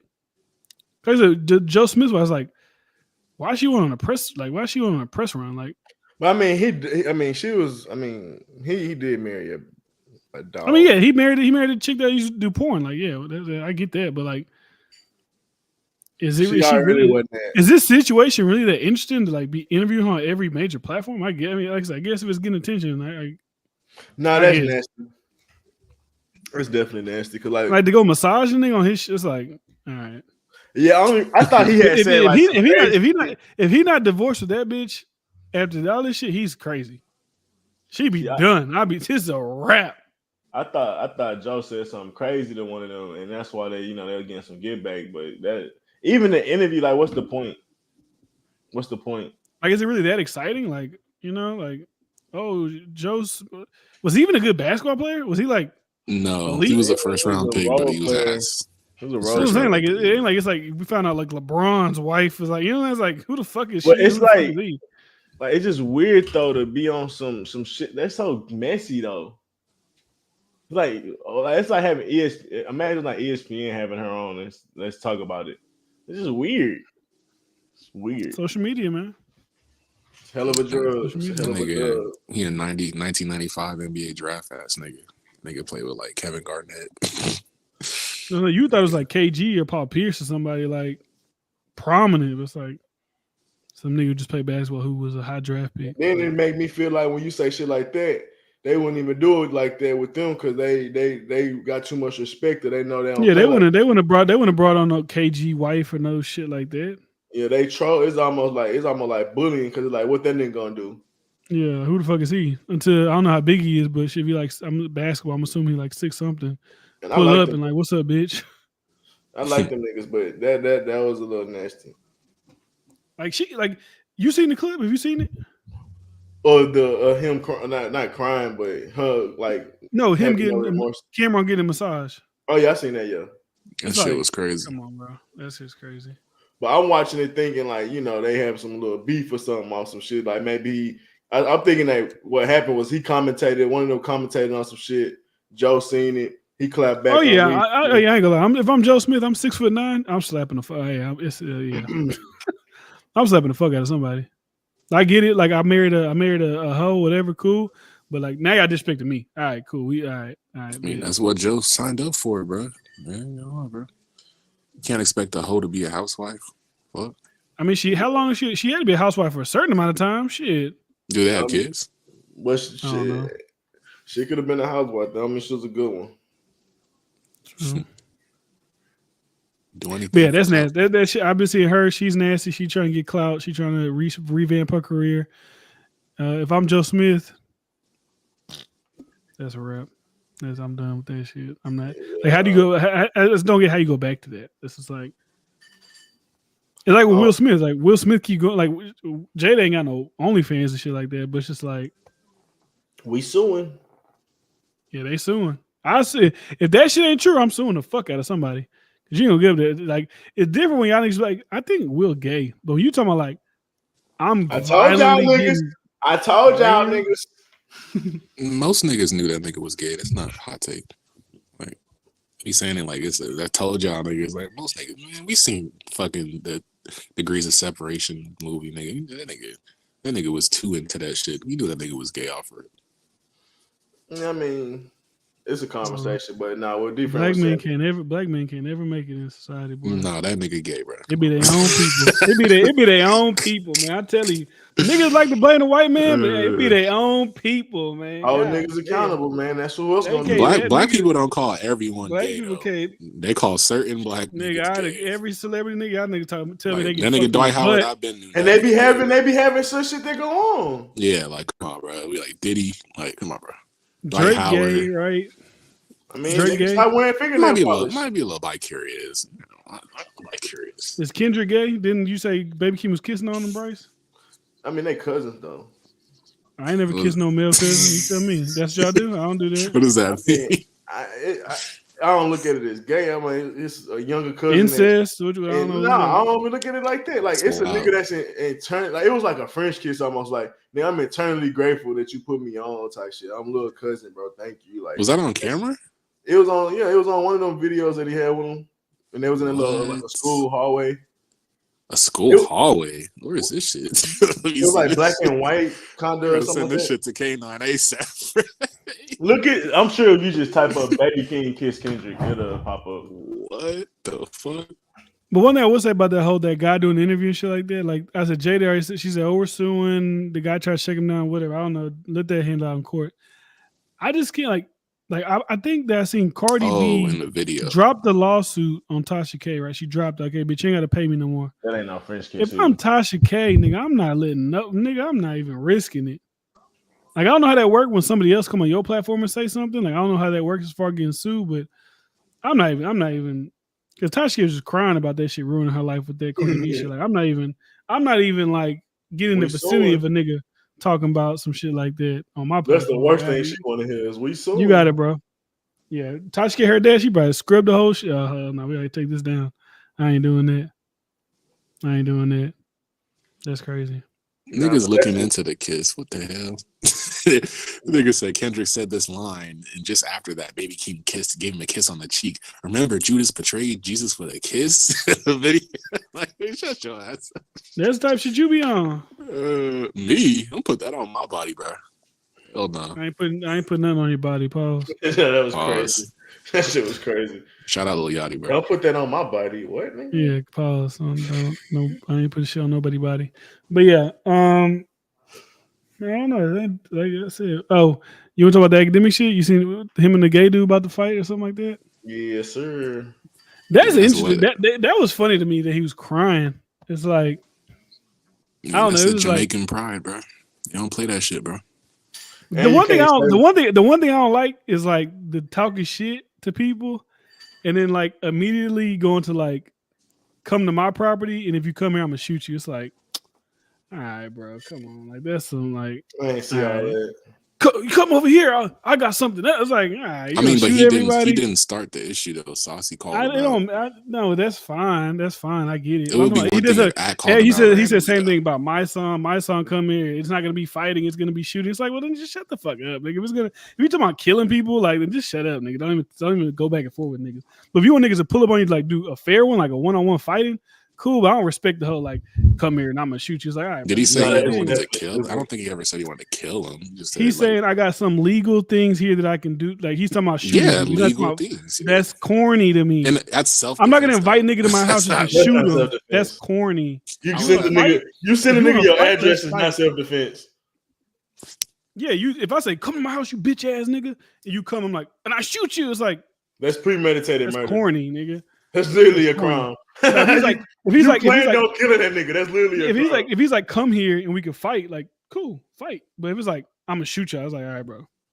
I'm not gonna entertain that shit. What are you talking about? He never said gonna shoot nobody. Bro, he insinuated. Come on, like you're not dumb. He didn't say that. Like you could insinuate. I could pull up the clip where he said we got legal things here. We're not doing no fighting. What does that mean? If a nigga tell you when you come to my house or you come to my place, what does that mean? What does that mean? If someone's on your property, if I tell you pull up on me, no, it's not even just you didn't just come here like trying to. I'm inviting you. Like I'm telling you, I want to fight you. I want to slap you. I want to do this. I want to do that. And then when I tell you that, I don't think come here and I'm gonna shoot you. That's bitch shit. He's saying if you have a problem, you can pull up. You know where to find me. That's not inviting someone. They say if you have a problem, you can pull up. You know where to find me. He's talking about slapping these niggas. Like, what are you? Oh my god, it's corny, nigga. That's all it is. I'm not about to be talking shit to no nigga just to be like, come to my facility. And if you do come here, I'm gonna shoot you. Like that's corny. If you don't want to fight the nigga, don't fight the nigga. Shut the fuck up. That's how I look at it. If I'm not ready to like fight with somebody for real, I'm not gonna say nothing. Because if it's like I'm gonna talk shit to you only because if we do have altercation, I'm gonna shoot you. I'm not gonna say nothing to you. But most of these people, I'm not gonna hype it up. I'm not gonna do whatever. I'm not gonna do all that. Even you can talk about my son. My son just become a corny ass nigga. That's what it is. Yeah, most of these niggas they started, bro. They like act doesn't. Really if I call you corny and then you say I'm gonna slap the fuck out you, a bitch ass nigga, suck my dick, like that's just what. I get what both y'all that's what he does. Both y'all are right, honestly. You can't expect not to respond back. Like I didn't say he can't respond. Don't do all the rah like violent shit. Don't do all that. Just be like corny. Y'all niggas whack. Like just corny. I'm not mad at you for using corny, but he basically calling them soft type shit. Like if you stand on business that you said you were initially standing on. That's really what it is. But at the end of the day, I get what Wardu's saying. Like, niggas starting shit. So it's like, bro, I'm just nipping in the bud. Like most of y'all these gonna shits get he to that doesn't physical really shit, start but at all. Like it's mostly niggas that call him out. even then, bro, outside of that. that shit, because I don't even think different trying to make a big point about that.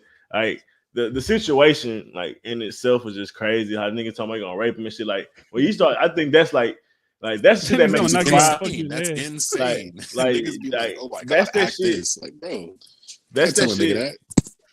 That's the shit that make you cry because like you can't say the same shit back. Like the You nigga know can fight. you can't. The nigga can fight with a certain type of fire. You can't fight. You have the platform. You have all the leverage and shit. You can't just say whatever, bro.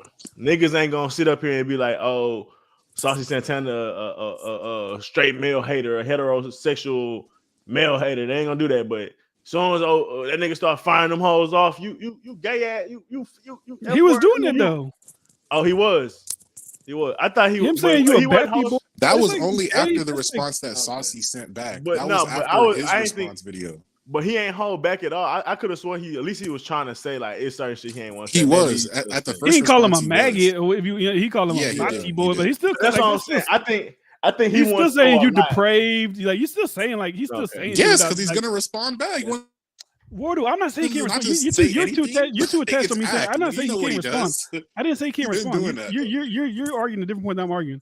Yeah, I'm we not moved even on. talking about that. Yeah, we're not even talking about that. He can respond. I'm not saying that. I'm saying like y'all saying like, oh, he couldn't say. He said you're a baddie boy. You're depraved. You're this. You're that. Like that's pretty much saying like you gay niggas is wired crazy. Y'all are degenerate. Y'all are this. Y'all that. He did say all that. Okay. You know, there's worse things he could say. Okay, he could say he's a maggot. Like okay, like that's you know what I'm saying. Like he already said you depraved. You degenerate. You don't know yourself. Like he's pretty much all the Republican type shit you would think a nigga would say about gay people, except for saying maggot. That's all he didn't say.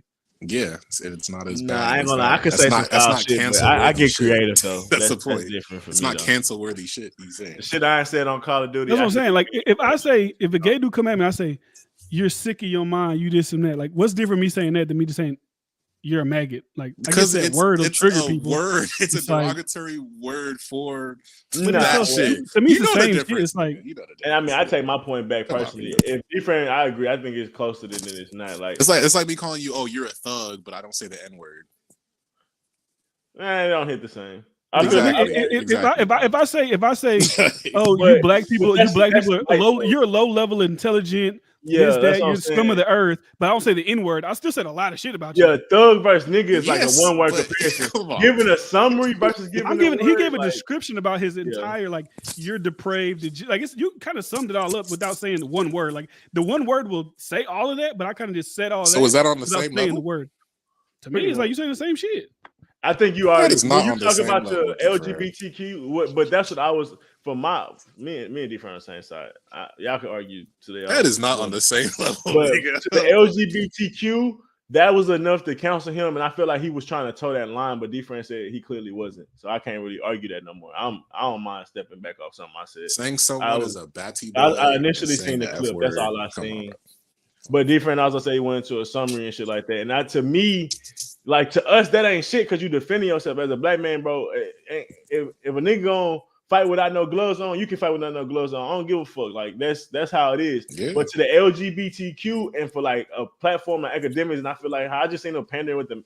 This nigga talked to Tory Lanez and then he was like, well, I don't know about the Megan shit on the side of the story, but he was trying to make sure he don't get looked too bad on. I seen Joe Budden talk about Act been shitting on black women for years, so I know Act is conscious about not upsetting certain demographics. As he should be. But that's what I'm saying. I feel like that was the point of him crying, but he already had crossed that line, so that wasn't it. It was more than just that. Like, obviously, he was emotional and mad about the situation. I don't even think he really crossed the line shit. like he wanted to. That's why he cried. To the LGBTQ, they would consider that a line cross. That's what I'm saying. And I thought it ain't even a man. That's a fact.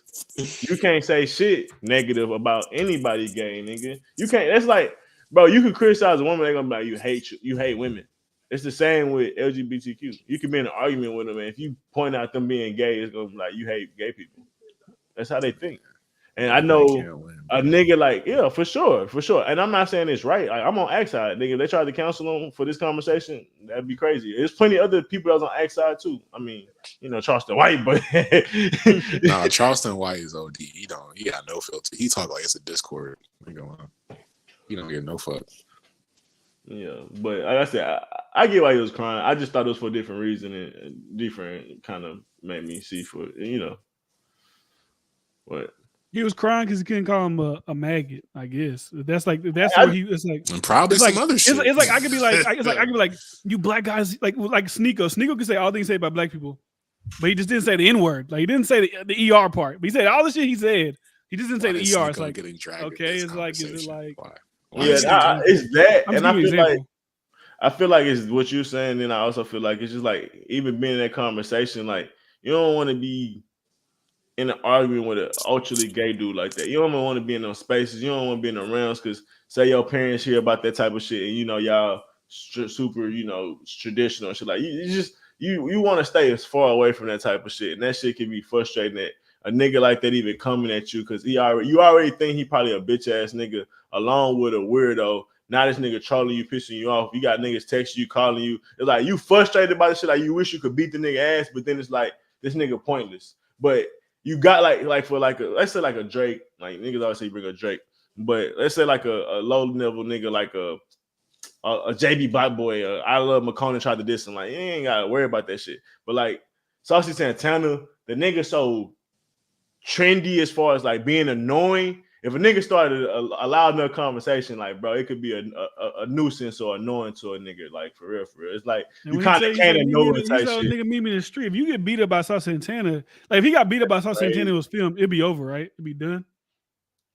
I mean, either way, he's not gonna win. If he wins, it'd be humiliating for sure, but it wouldn't be over with. If he wins or loses, it's an L either way for Act. Yeah, if he won, if people consider that an L because he won. I think that'd be the dumbest shit in the world.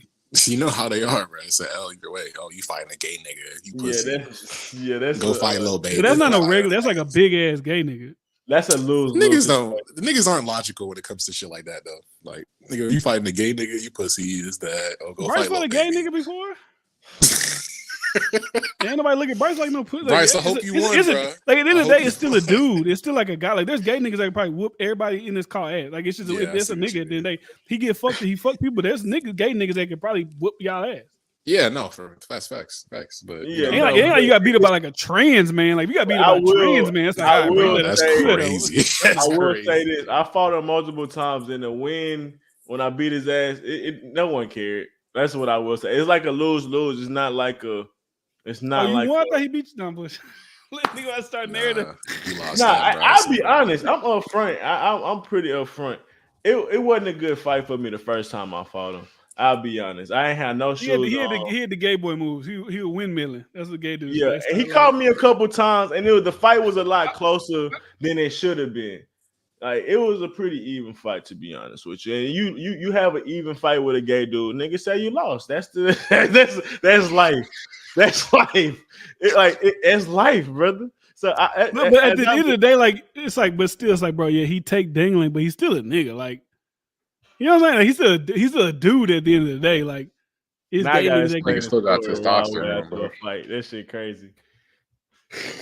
It's still, you know what I'm saying? Like, don't care about that. Y'all niggas not about to have no narrative out here. Like, why you fighting niggas like? Because it is crazy. Like, why you so mad? Y'all fighting in the locker room?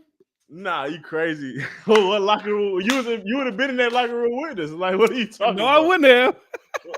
Only locker rooms. So we fighting gay niggas in locker rooms? What's going on? No, bullshit. He told like Sauce Santana.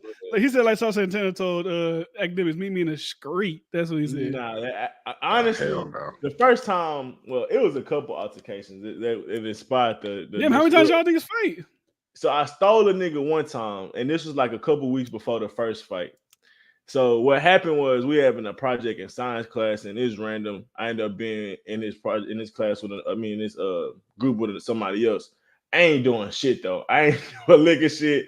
I ain't read shit. I ain't write shit. I ain't give a fuck. And he snitched on me. I say, hey nigga, you hoe ass nigga, I'ma steal off for you at the bus stop. In the morning for that shit. The nigga we on the same neighborhood, but like it's multiple bus stops. So I walk to the bus stop, I steal a nigga and walk back to the bus stop number 2. But that was the end of it. Ain't nothing happened at that moment. Nigga, later on, I said, minding my business, I come to the bus stop, nigga. I'm one of them niggas that leave everything in the locker room from the last day. I ended up leaving all my shit at school where, nigga, I had literally all my shoes in my locker. So I'm walking to school with just socks. It's one of them days.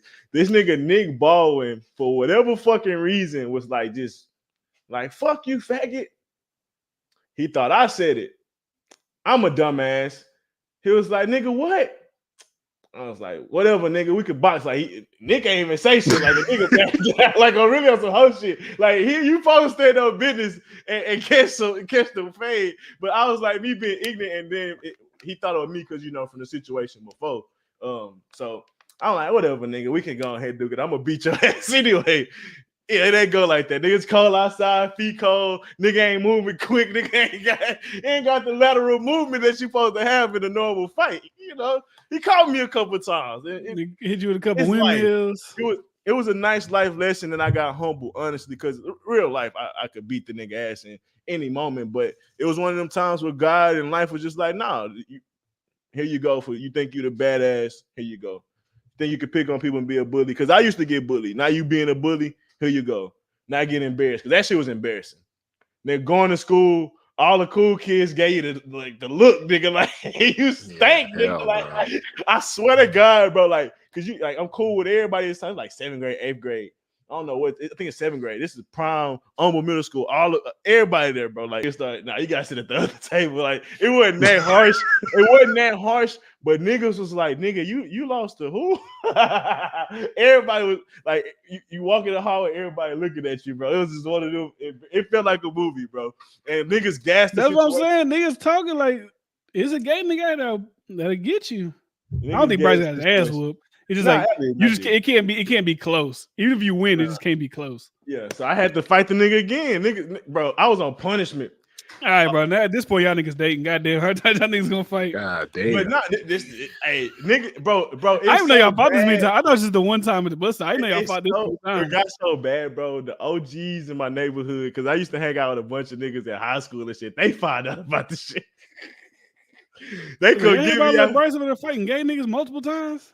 Nah, they could give me. They could give me out the house. I'm like, nah, bro, I can't leave. I can't leave, bro. And honestly, at that time, bro, I was like, bro, I can't get embarrassed again. Like, I ain't had too much confidence at this. The gay dude had you stuck in the house. It was really a feel my mama. Plus, like, I'm already going through some embarrassing shit. Let me just sit my ass in the house. Like, I was humbled at that point. Like, God, I heard you. I don't need another message. Like, that's what we said about academics. It's like maybe he just need to be he just need to sanction somebody. He doesn't really need to fight somebody. I was like, just fight somebody. Maybe like, right, he said he's willing to fight Lil Baby. He said he's willing to fight him.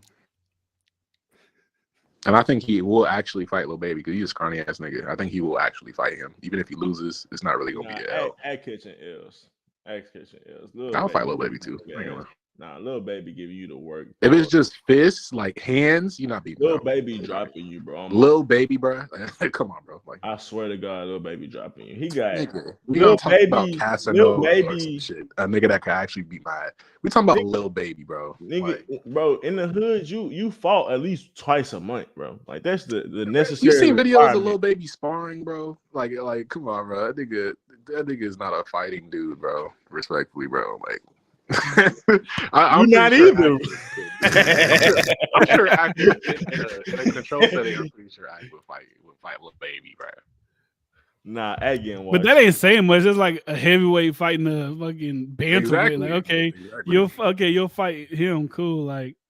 Yeah, but all these niggas him and Sauce Santana in the same weight class. Lil Baby a street nigga though. You know, that'd be an interesting fight. Him and Sauce Santana in the same weight class. That'd be an interesting fight. I think Saucy would actually whip his ass. You think Saucy would beat up Academics? Yeah, I think he probably would. He from the streets of Miami. Come on, man. Nah, that nigga built like a football, bro. That nigga might really put hands on him. Yeah, any nigga can get a BBL in the beard like Destiny, you don't want to fuck with. Yeah, that's crazy. When I think about the nigga fight archetype, yeah, you don't want to fight that. They're gonna be hella aggressive because you're gonna be trying to get real up and close and personal. You're gonna fight like a girl. Yeah. So a nigga that's already bigger than you being aggressive, that ain't good. It ain't like Act got reach. It ain't like Act taller. Yeah, You know, he got that ain't athleticism bad, and all that type and of he shit. got to get in shape too. That bro. nigga eating up your space and he get hands on you, bro. Yeah, he ain't gonna lie. That might be an ugly We ain't never matchup seen for that Act. in no fights. I ain't seen this nigga Saucy Santana and some Love and Hip Hop shit. It's like maybe. even like with even like him talking shit to my son. Like I be seeing pictures of my son. Like he look like a old school nigga. Like he been to prison. Like, do you really want to deal with that one on one? And like that's why I say I get like the gun shit. Like, well, I'm gonna shoot you. Okay, like all right, you gonna shoot? All right, you gonna shoot? Okay, every time I shoot niggas, but like actually fighting, like I mean, Yeah, that's a lot of my cardio son gonna that put the goes paws into on that. you. Cause he like Joe Budden. Joe Budden be out and about. Like that's why Joe Budden got punched in the back of the head. Like Joe Budden niggas be don't be out scrapping. like that. If he do, And he then be Joe with hella Budden security. said, you know, he really got with dude. Yeah, Budden fight like a crackhead. He fight like Chris Brown. Oh, I ain't gonna hold you, Flano. I ain't never lost a fight since that time. I ain't gonna hold you. That shit really did humble. Brother, I got Nigga start humble, training. and I realized if I'm gonna ever fight again, you better be locked in. I'll never go through that type of embarrassment ever again in my life. I swear to God. I gotta that get was my one of shit. those moments where I had a come to heart moment with myself, like, hey, brother, this ain't never. What, you ever been in a fight before? Again. Yeah, a few in high school, a couple in college. But I'm not the fighting type though. I lost a couple, but most of them I won. I could imagine this nigga fight. But that's the thing. Like when I get mad, I go overboard. That's why I try not to fight. Nah, I can see he probably got a little white anger to him. He started yelling and like slapping on shit. He said white anger. Start throwing shit. You start throwing like binders and shit, like notebooks and shit. You know, that's what I feel like. I think you'll fight, but I'm saying like you got a little whole little thing. You try to scare him first, like, all right, this crazy. Let me chill out. I can see you go. Like Brock Lesnar. I be trying to tackle niggas, throw them to the ground. Oh, you that type of. I done that shit before grappler. too. Yeah, I ain't no nigga striker. Pissed me off. He like Fox. He like Fox. Fox would have run and tackle you, shit. I am a grappler, nigga. Like that shit. But yeah, man, we don't encourage violence on this channel, right? Bullshit. I encourage it, man. Hey, box as much as you can, man. It build character. It's fun, man. I'm gonna definitely teach my kids to box, though. I'm gonna try to put down the straps and pick up the gloves, nigga. Yeah. Yeah. Yeah, but I think that's what we got. Anything else? Is that everything? Hell no. Shout out to LeBron for no reason.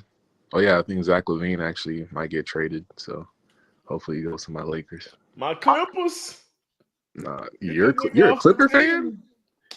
I'm a couple niggas team, but I'm a Russ Westbrook fan. And this James Harden acquisition. Let's go, baby. Let's fucking go. Salute to Karis LeVert. Salute to DeAndre Ayton. You sorry, bitch, for getting your turnovers. Salute to Max Strus. And salute to Ilya Sorkin. $50 on the play, bitch. We hit. Let's fucking go.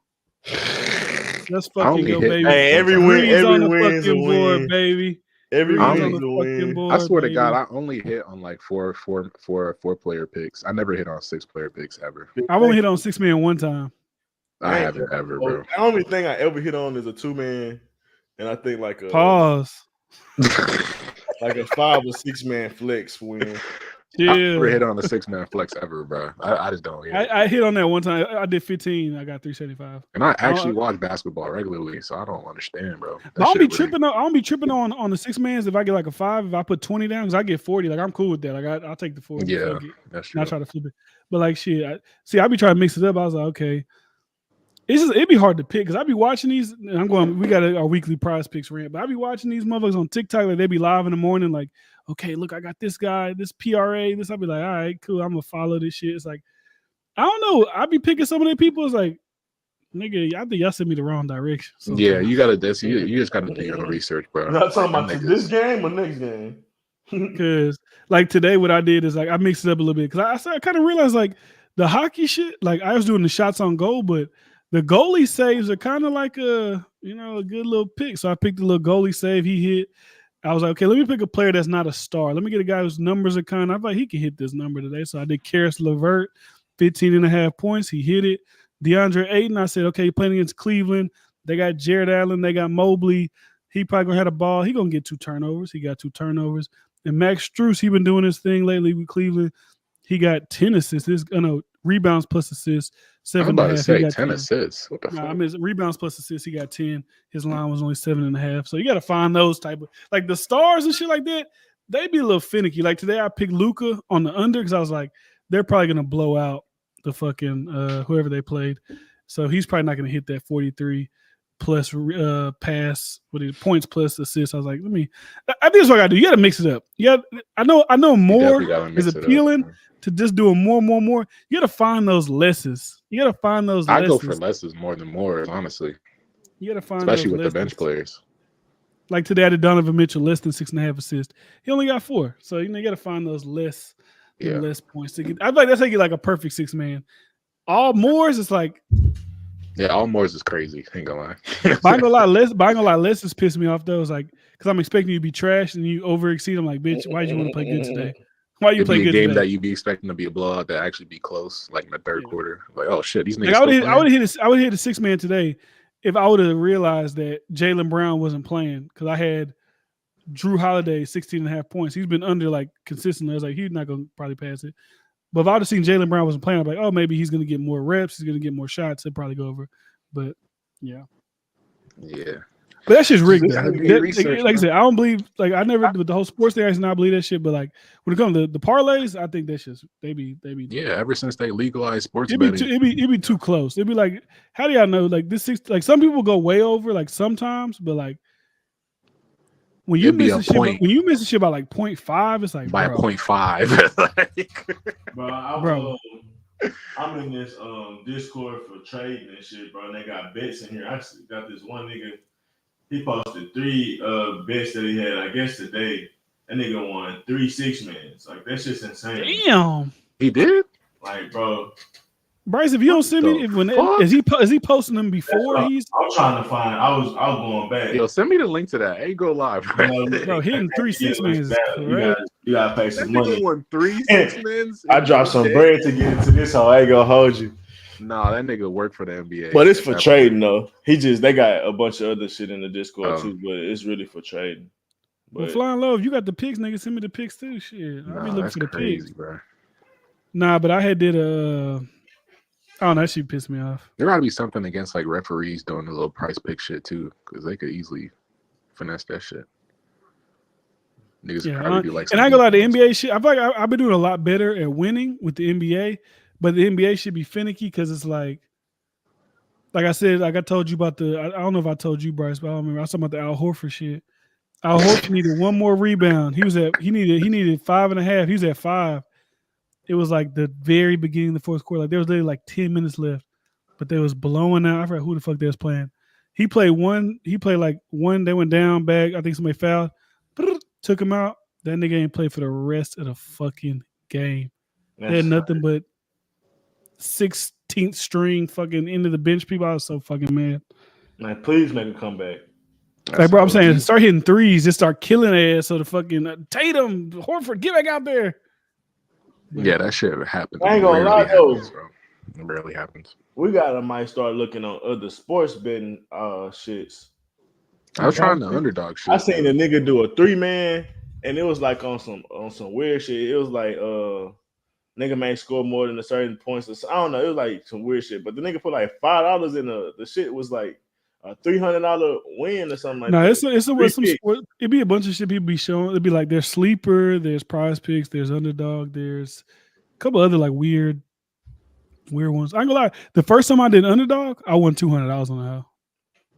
I need to get on the underdog. And then I blew. I liked the Underdog at first. I was like, oh, they do like live, like during the game type shit. Like you go like, oh, okay, he's off tonight. Let me try to mash this shit up. But the whatever. But I don't know. Prize Picks. I think Prize Picks. How I look at Prize Picks. How I look at Spotify.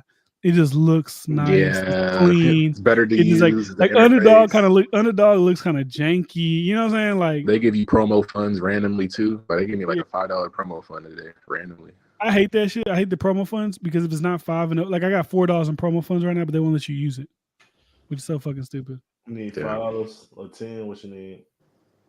I think it's like if it's not $5, they won't take it. So it's like even if I have $5 in like my funds I put in and I have the $4 promo, I can't put 9 and it'll just take it like, oh, you don't have enough. It's like, bitch, just take that $4 promo.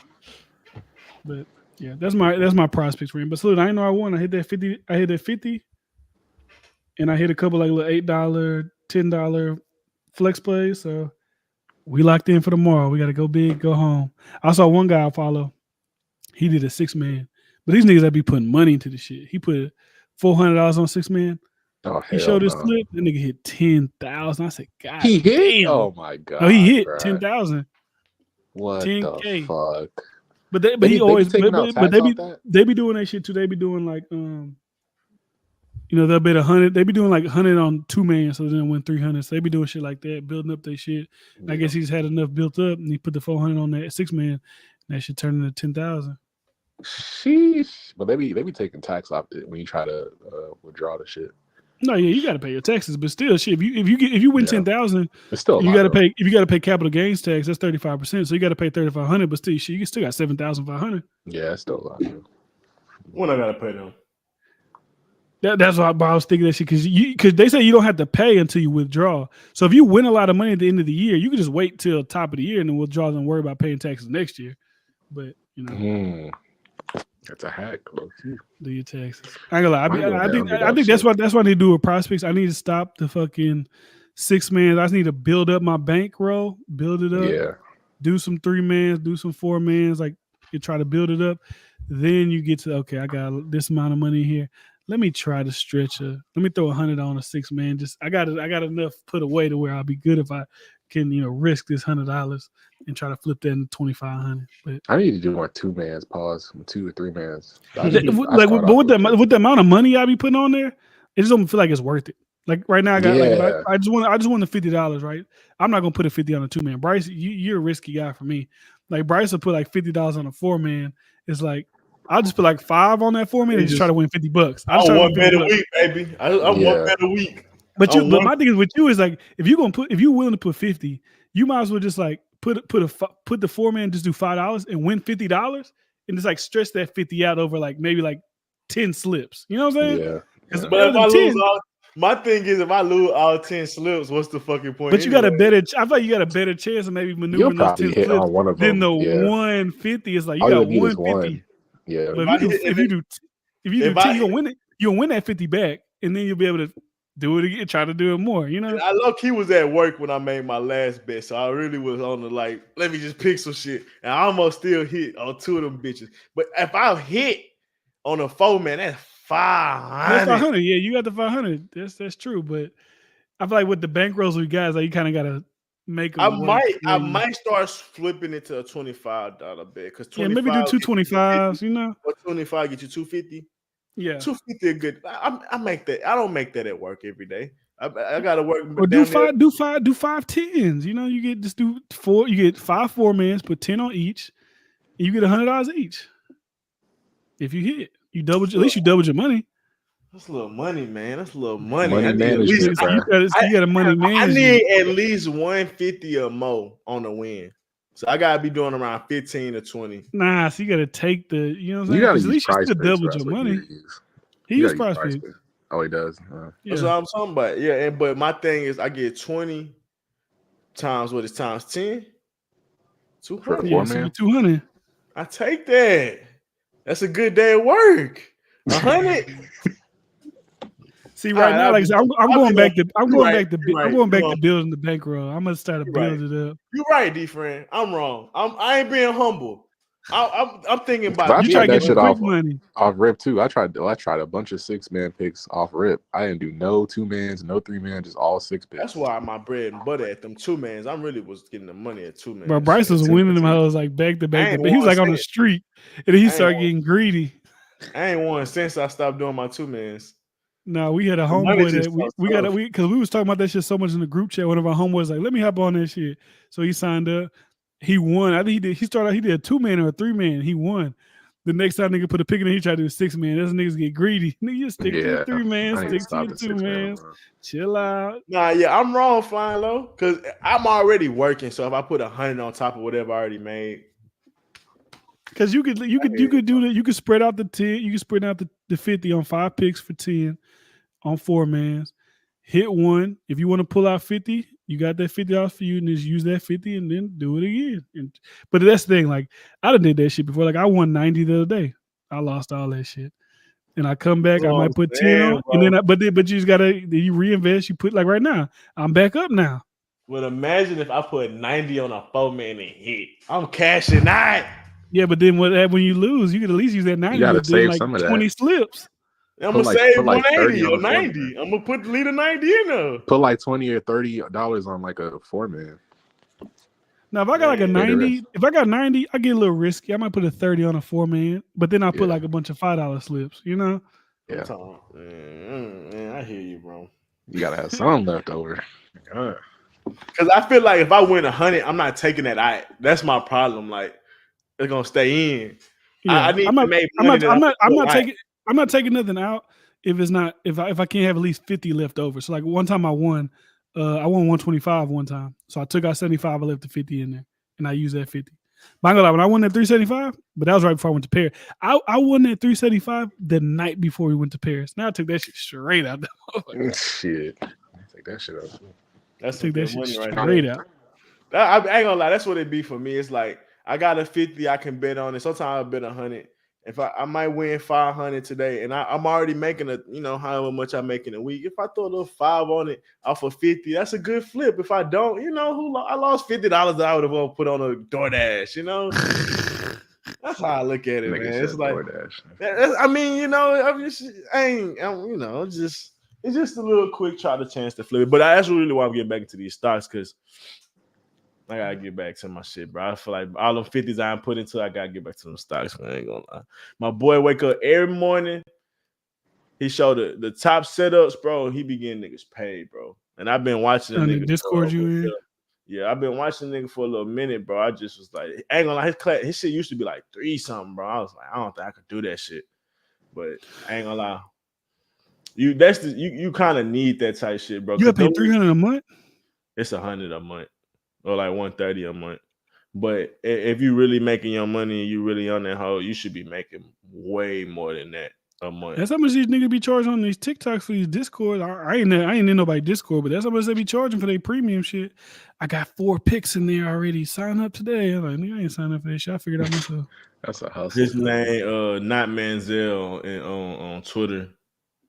But that nigga Cole, he got like 100,000 followers now. He ain't even have all that, but I used to watch him flip the shit called Coinbase. He used to make money day trading Coinbase, bro. He'll get that shit when it rip, bro. That bitch, he'll call it too, bro.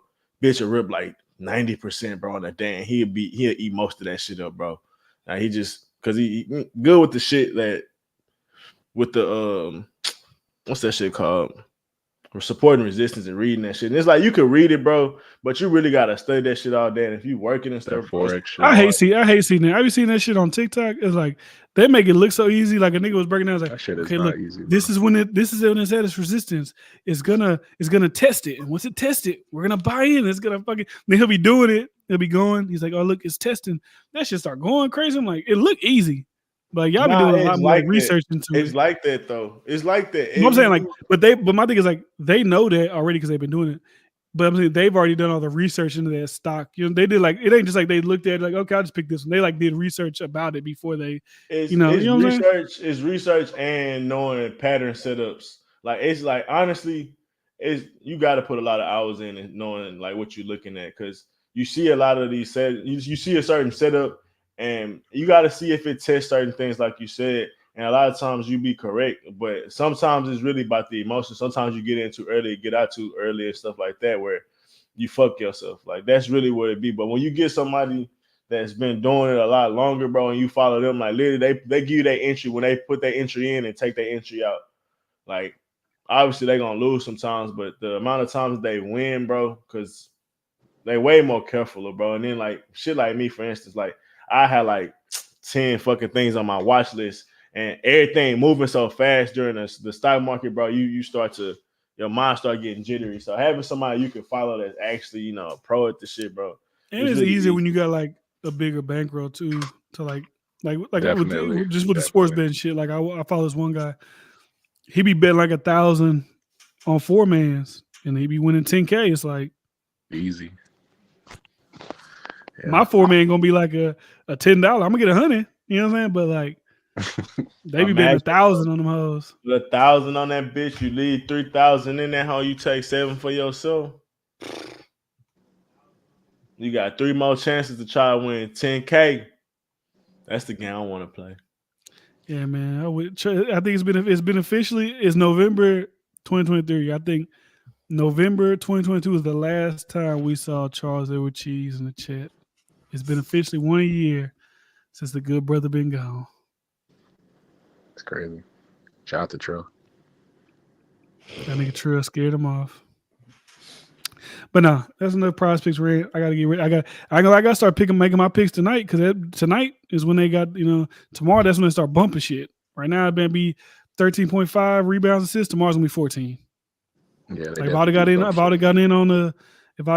the Jalen, what's his name? Not Jalen Brown. What's the other guy's name? Tatum. Jalen Brunson. When he was at not Tatum. When Tatum was at 13.5 rebounds plus assists, if I'd have got in early, I would have had it. But I got in when they bumped him to 14. And what did he do? Exactly 14. But they know what they doing, bro. The nigga did exactly 14. I'm like, come on, bro. You got to put your picks in like right now, like around this time. You got to put them in right now. Whatever the previous game is, you got to put it. That shit utterly me insane and how they could get that shit right. That should be so close. It's crazy. That shit rigged as hell, bro. God. I did enough 6-mans to know that shit kind of rigged. I ain't gonna lie. Them niggas know.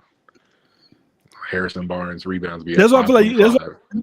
I feel like you got to kind of bet on niggas that's not as popular that everybody not betting on. Like I said, when I bet on Karis LeVert, I don't think a lot of niggas betting on Karis LeVert. Like they might be, but I don't think they betting on like Luka's gonna go crazy or Joel's gonna go crazy. Like they betting on Tyrese Maxey and them niggas. Let me find the people that ain't nobody really looking at. I don't know if there's 100% method, but what the niggas be doing, like they'll have a spreadsheet of all the different margins at the different sports books, and they'll see like prize pick. On the Outlier app, it got like DraftKings has them at -130. But even that shit, one time I went on that and I was like, okay, this pick, he's over this, he's over that. All -130. Whatever the highest odds for that shit still ain't fucking hit. I was like, motherfucker. Yeah, but it puts you in a better odds because it's like it gives you better. It gives you better thing because you could also like click head to head, so like okay, when he plays this team, this is what he typically does against this team and these players and this whatever. So they give you more information for sure. Yeah, but I ain't gonna lie. I think I like football a little more. I mean, I thought I'd just been hit with basketball. Football the last couple of days it's like football. It's terrible to bet on football, bro. It's like, bro, it's like, okay, you got Josh Allen. Oh, he should kill the Broncos. He fucking threw for 177 yards.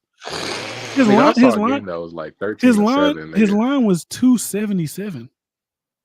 I don't bet nothing over 270. I am not betting on no football this year. Fuck that shit. I ain't gonna lie, y'all, but it's crazy. It's crazy. This is the last thing I promise. It's crazy how like the difference from NFL to college, like the lines, like the star receivers in NFL, it'd be like their line might be like 60 receiving yards. College, they should be like 120, 130. I'd be like, bro, that's too rich for my blood. They might hit it, but when you got like Michael Penix, they'd be like, he's gonna do 350. That's too rich for me. I know they be doing that in college, but that's too much. 350. Bro, I didn't kill my bitch ass last week, bro. I don't know why. And then, like, see, that's why I was telling you. Like, I don't pick the same bet on multiple slips. I just because it wasn't the same bet though. I mean, like the same like correlation. Like, okay, he's gonna have 4 receptions, gonna have 50 yards. Like, I can't put the same nigga on my slip. Bro, he killed. I had picked him a couple weeks ago. And he killed it, bro. Like, no problem. Like, he got past that shit so easy. I just you never know. I had one time I saw Nick. He was all green. The game I bet on him, he ain't do a bitch ass thing.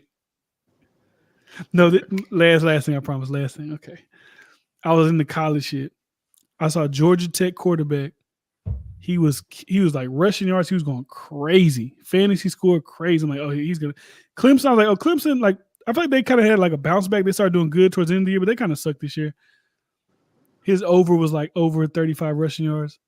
Tell me why he ended the game with -10. -10 rushing yards. Yes. I said, oh, God damn. Yeah, that boy from Alabama, the quarterback from Alabama, hold me like that. I don't trust him. I don't trust Milroy. I don't trust him. Wasn't the Patriots game like 13-7? Yeah.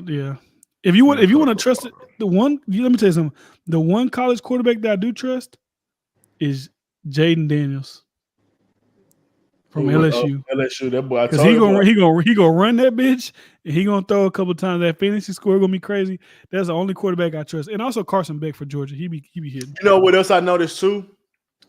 There's a certain once you kind of know like with the fantasy score like for receiver, if it's like 11 or something like that, a dude was saying like there's like 3 catches and 50 yards. When you kind of can see and gauge what that what should look like when I see a quarterback at like 15, 16, I'm like all you need to do is throw for like a touchdown and have like 250 yards or something like that, and he should pass that. I forgot you got hold with that fantasy score sheet. Your guy was right there. He threw that pick at the end of the game and made your shit go. Sure. I'm telling you that shit red. And they was winning, bro. He was winning. He threw a pick at the end of the game to make his fantasy score go down. You was green too. You was green, right? No, he was about to hit green. Like they was on the way to go score, and the new extra little yards, and maybe if he would have scored a touchdown, I would have got that help for a fact. Nigga threw a pick, bro. That shit went right down, brother. And he ain't rushed for many yards he was supposed to, but we ain't gonna get in there, man. Yeah, but anyways, I gotta take a shit. Salute to everybody in the chat. Salute to y'all. Y'all have a great night. We'll be back next week. This was fun. If y'all sign up for Prize Picks, use my code so I can get my promo points. But that's all I got, man. I'm about to fart. Hey, man, don't get Rudy Gobert. Don't do that. Don't get I forgot Draymond about either. that. I forgot about that.